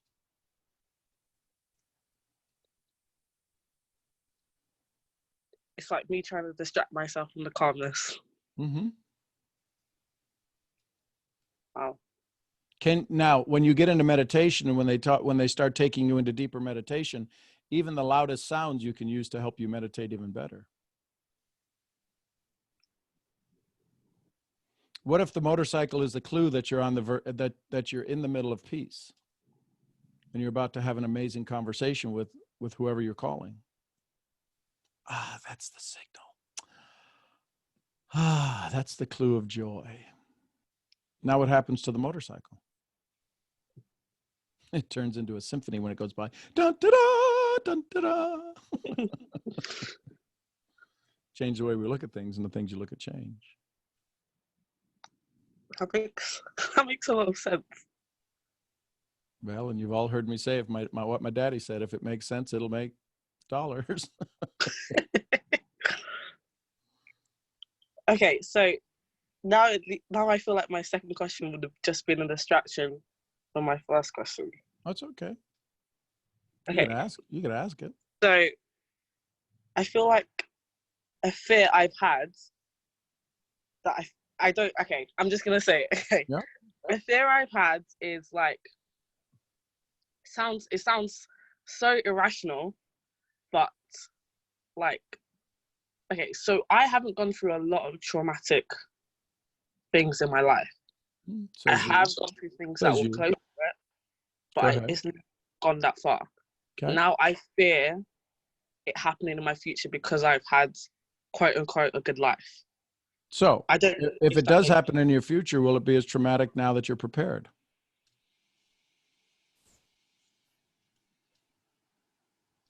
No. No. So it's coming for you. It always is.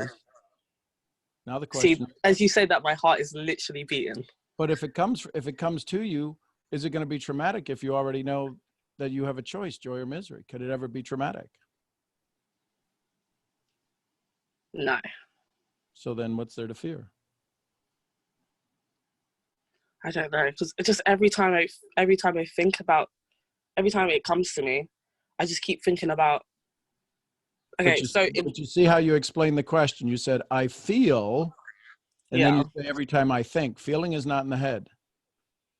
But you say, when I think about it, it causes the feeling. Well, you have a choice, joy or misery. When you think about it, is it bringing you joy or misery? It's bringing me misery. Right. So welcome to the world of distraction. And if it's coming to you, is it here now? No. So what did it take you out of? Yeah. So you get to stay in what until it shows up? Joy. And then when it shows up, you also have another choice. This is what it looks like. I'm in joy.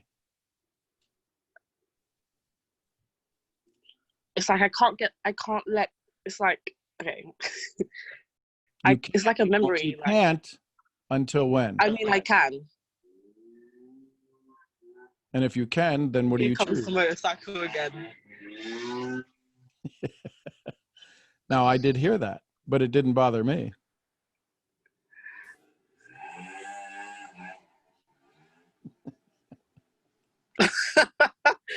Oh my God.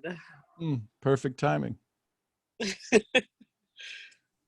And I think the motorcycle was good because you were going down a path that you were going to debate why you should go down it. And the motorcycle shows up and goes, back to joy, and made you laugh. So I'd say the motorcycle is a damn good thing. That is so true. Because I don't want to go to that memory. Yeah.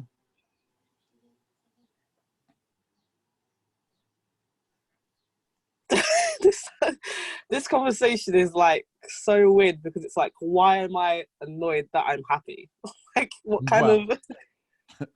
That's for somebody who's got a PhD. I just rather stay happy. Oh my God. What part of you is annoyed? Is it the happy one? Physically? Or is it the happy one? Well, no. It's so then why do you give them space? And if they're not happy, what would you say to them? Jog on. I love you.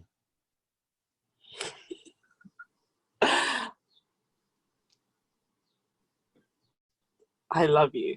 Yeah. And so now how do you feel?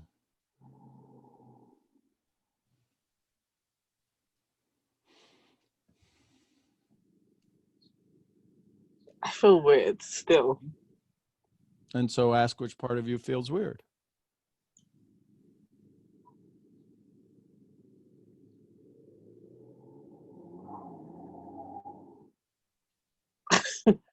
I feel like it's like, I don't know. I feel like it's my neck, and I don't know why. That doesn't make any sense. And so we say then, and I love that. And I love that. I love that my neck feels weird. Mm-hmm. And in the love, it goes away.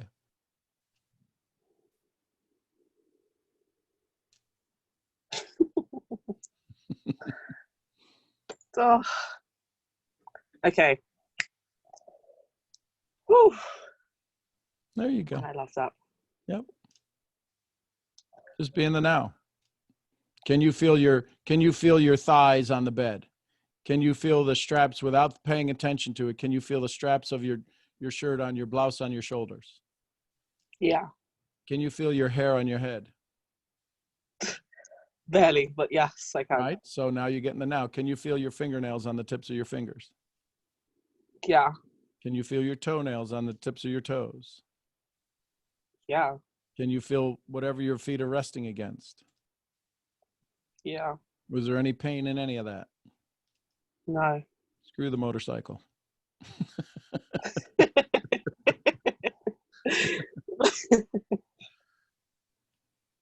Just pay attention. Okay.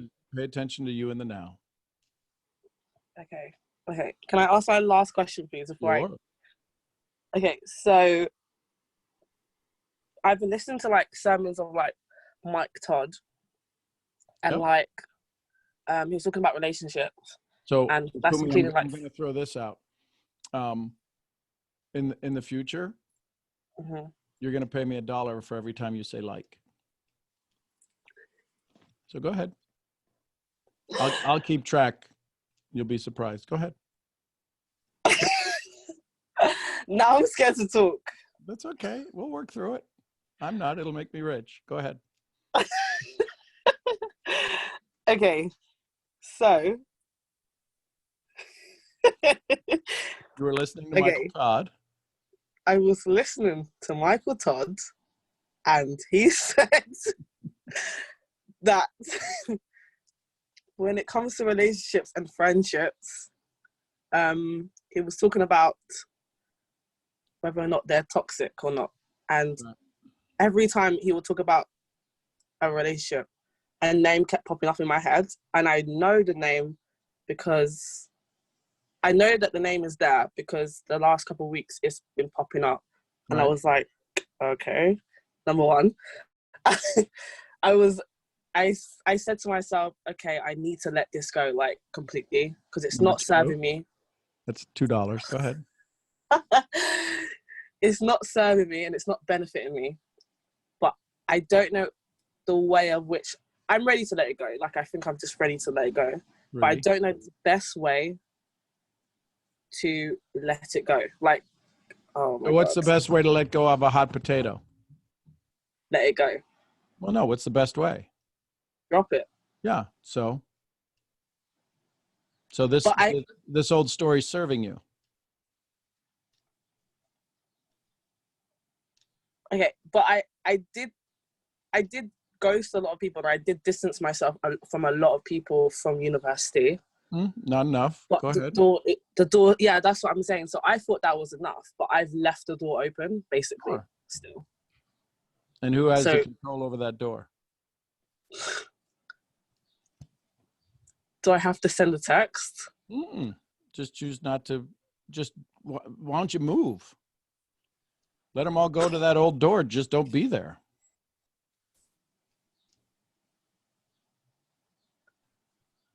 Can you explain that, please? So you're in a new state of calm. Mm-hmm. What happened to your old state of calm?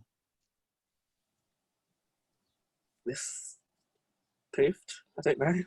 It's gone. So you moved to a new state of calm, yes or yes? Yes. Can you move to a new state of where those people aren't in it anymore?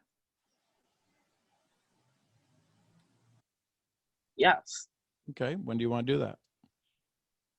Yes. And if you did it, would it be good? Would it serve you in joy or serve you in misery? Serve me in joy. Okay. So when do you want to make that move? Now. Welcome home. What else do you want to talk about?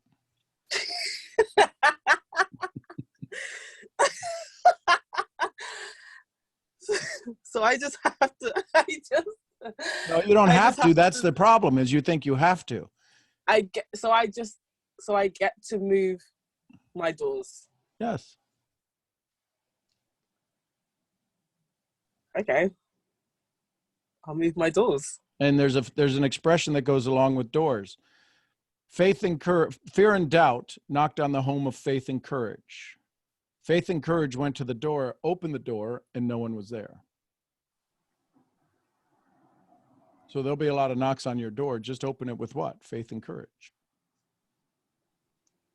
And the only thing you'll be able to see is faith and courage, love and joy, peace and happiness.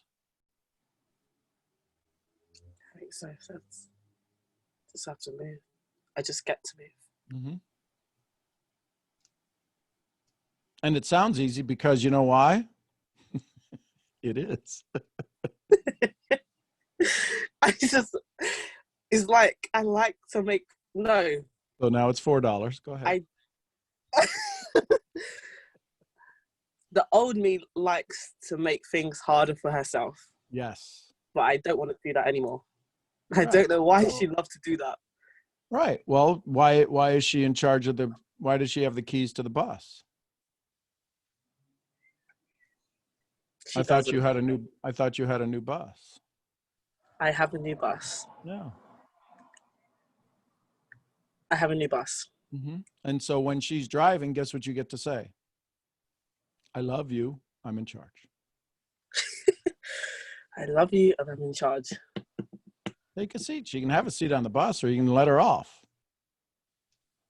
Nah, she's got to go. Well, she can get off the bus. Get off the bus. Get off the bus. Get off the bus. I can literally see it in my mind, like me dropping off myself at the bus stop. Yep. I just have to shut the door and drive off. I get to shut the door. I get to shut the door and I get to drive off. Yep. Enjoy. Yep. And what would be the music playing on the bus now?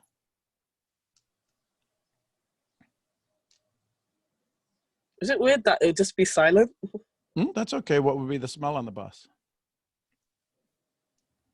There would be no smell. It sounds so weird. What would be the look on the bus? Bright, dark? It would be bright. It would be yellow and purple and blue. Anybody else on the bus? Just me. Okay. So there you go. You got that taken care of. I journal that. Yeah, I get to let go, and I love that. Dun, dun. Woo. Okay. Thank you, Sean, so much. Thank you so much. No, thank you. Thank you, anytime Baku. you could have slammed the door in my face on the bus, and I'd have been standing at the bus stop going, "What the heck?"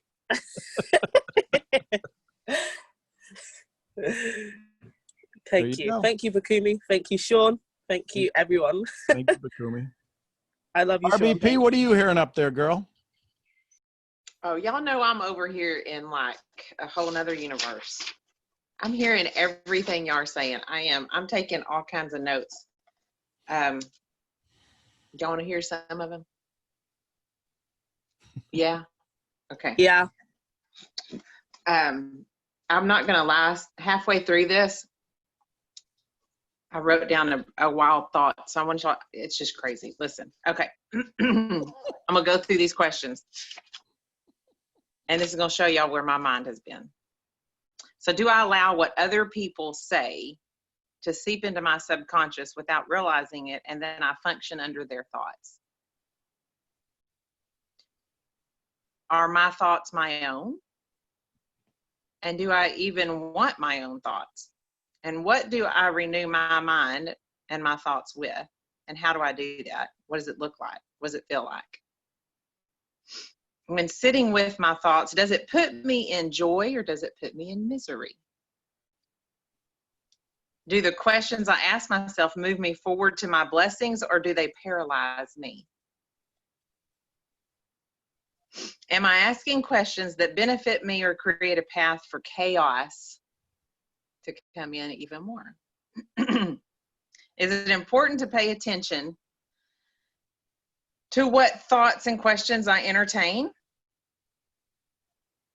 And do I allow myself to marinate in the thoughts of others in a place where what they are cooking isn't anything I need to be eating? Does their meal nourish me? And then here's the funny part.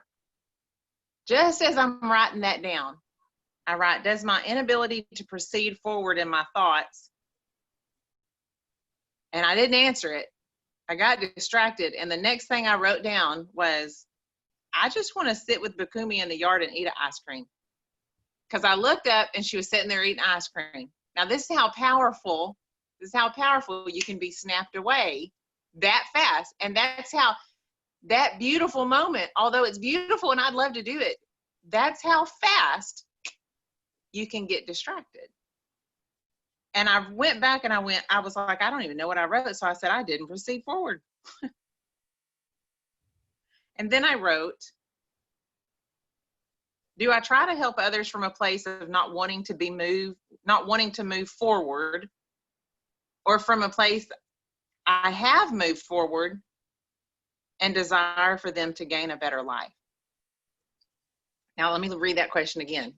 That question is a little deeper than just a one-time read. Do I try to help others from a place of not wanting to move forward? Am I distracted? In other words, am I distracted by wanting to help somebody so I don't move myself forward?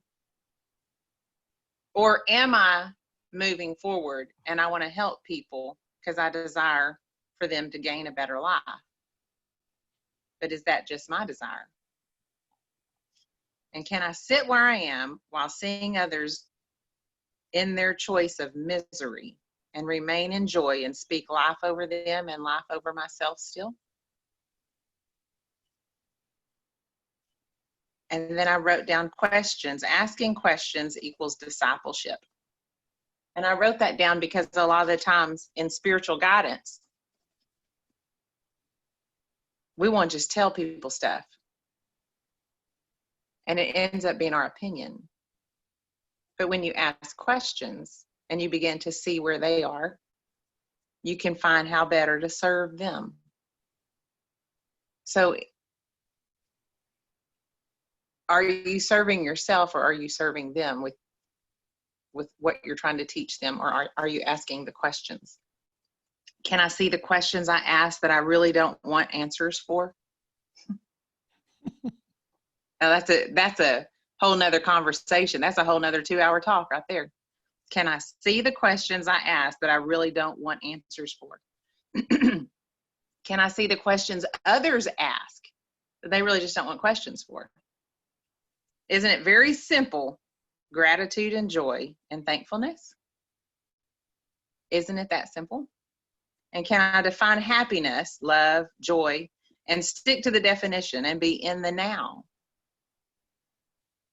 You know, I wrote down chaos is sticky. And it'll come in quick and it sticks well. Can I treat others with the love and attention like an infant needs without babying them? Who is the guard at my door? And do I talk to simply drown out the choice of misery to give the illusion of joy? Yeah, I kind of thought Sean might on that one. Let me reread that. Do I talk to simply drown out the choice of misery to give the illusion of joy? And then I wrote down Ecclesiastes. The pursuit of anything other than God's love is the pursuit of the wind. So are we a bunch of wind catchers? And does all this pontificating merely slow the process of choosing joy down? And be aware of what you're putting into your thoughts. Because sometimes all these thoughts and questions are simply distractions. We take a lot of time in thoughts and questions, and I'm not saying not to, but can you hear when all those thoughts and questions are just distractions to keep you from moving forward? So you think, oh, I'll get on Sean's call and we'll really talk about it and we'll figure it all out. And it's really just distraction. And then a life, this is very personal to me. A life void of a relationship with Jesus equals a life with focus being pulled in infinite numbers of directions. That's my center. And I've seen when you're not centered that way, how your soul is pulled in infinite numbers of directions. And now you have no grasp on anything. And now you will sit and pontificate in chaos, cloaked in joy. That's a really deep statement. Those last 5 sentences I said are really, really deep. And can I become aware more quickly of the distractions? Can I sit patiently with others while they wrestle with distractions? And these calls help see what happens naturally in the physical world And therefore, that helps us to identify how to stand and act in the supernatural world. And see, if we stay distracted by the natural realm and all its wonders, i.e., not choosing joy, we will never realize how to act in the supernatural. And whose yeses and nos do I listen to, or do I need? Fear takes over our minds, and then all the decisions we make come from a place of fear. And then my last question to myself was this: what things in life do I get to do? I choose joy. So that's where my brain is. It's a whole different place than necessarily where the path the conversation was winding down. But I would warn you of the path you allow your brain to take. Does it pull you in infinite different directions, or does it pull you more to your focus? And so sitting here listening to y'all, I'm so grateful for each one of you, and I'm so grateful for how you ask questions and how you show up, because you allow me to learn from anyone. Some of it I need to learn and toss, and some of it I need to learn and keep.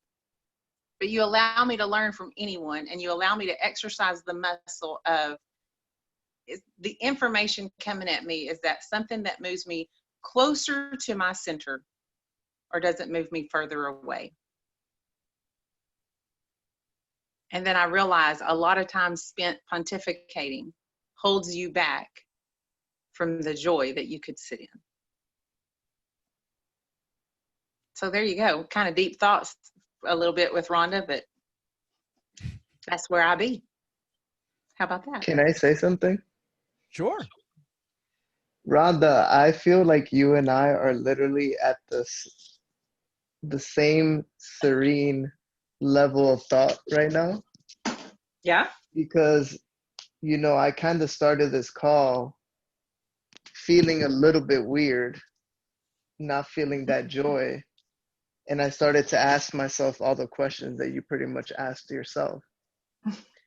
And the reason why I wasn't feeling joy was because I was letting certain things, certain thoughts control my mood, right? Mm-hmm.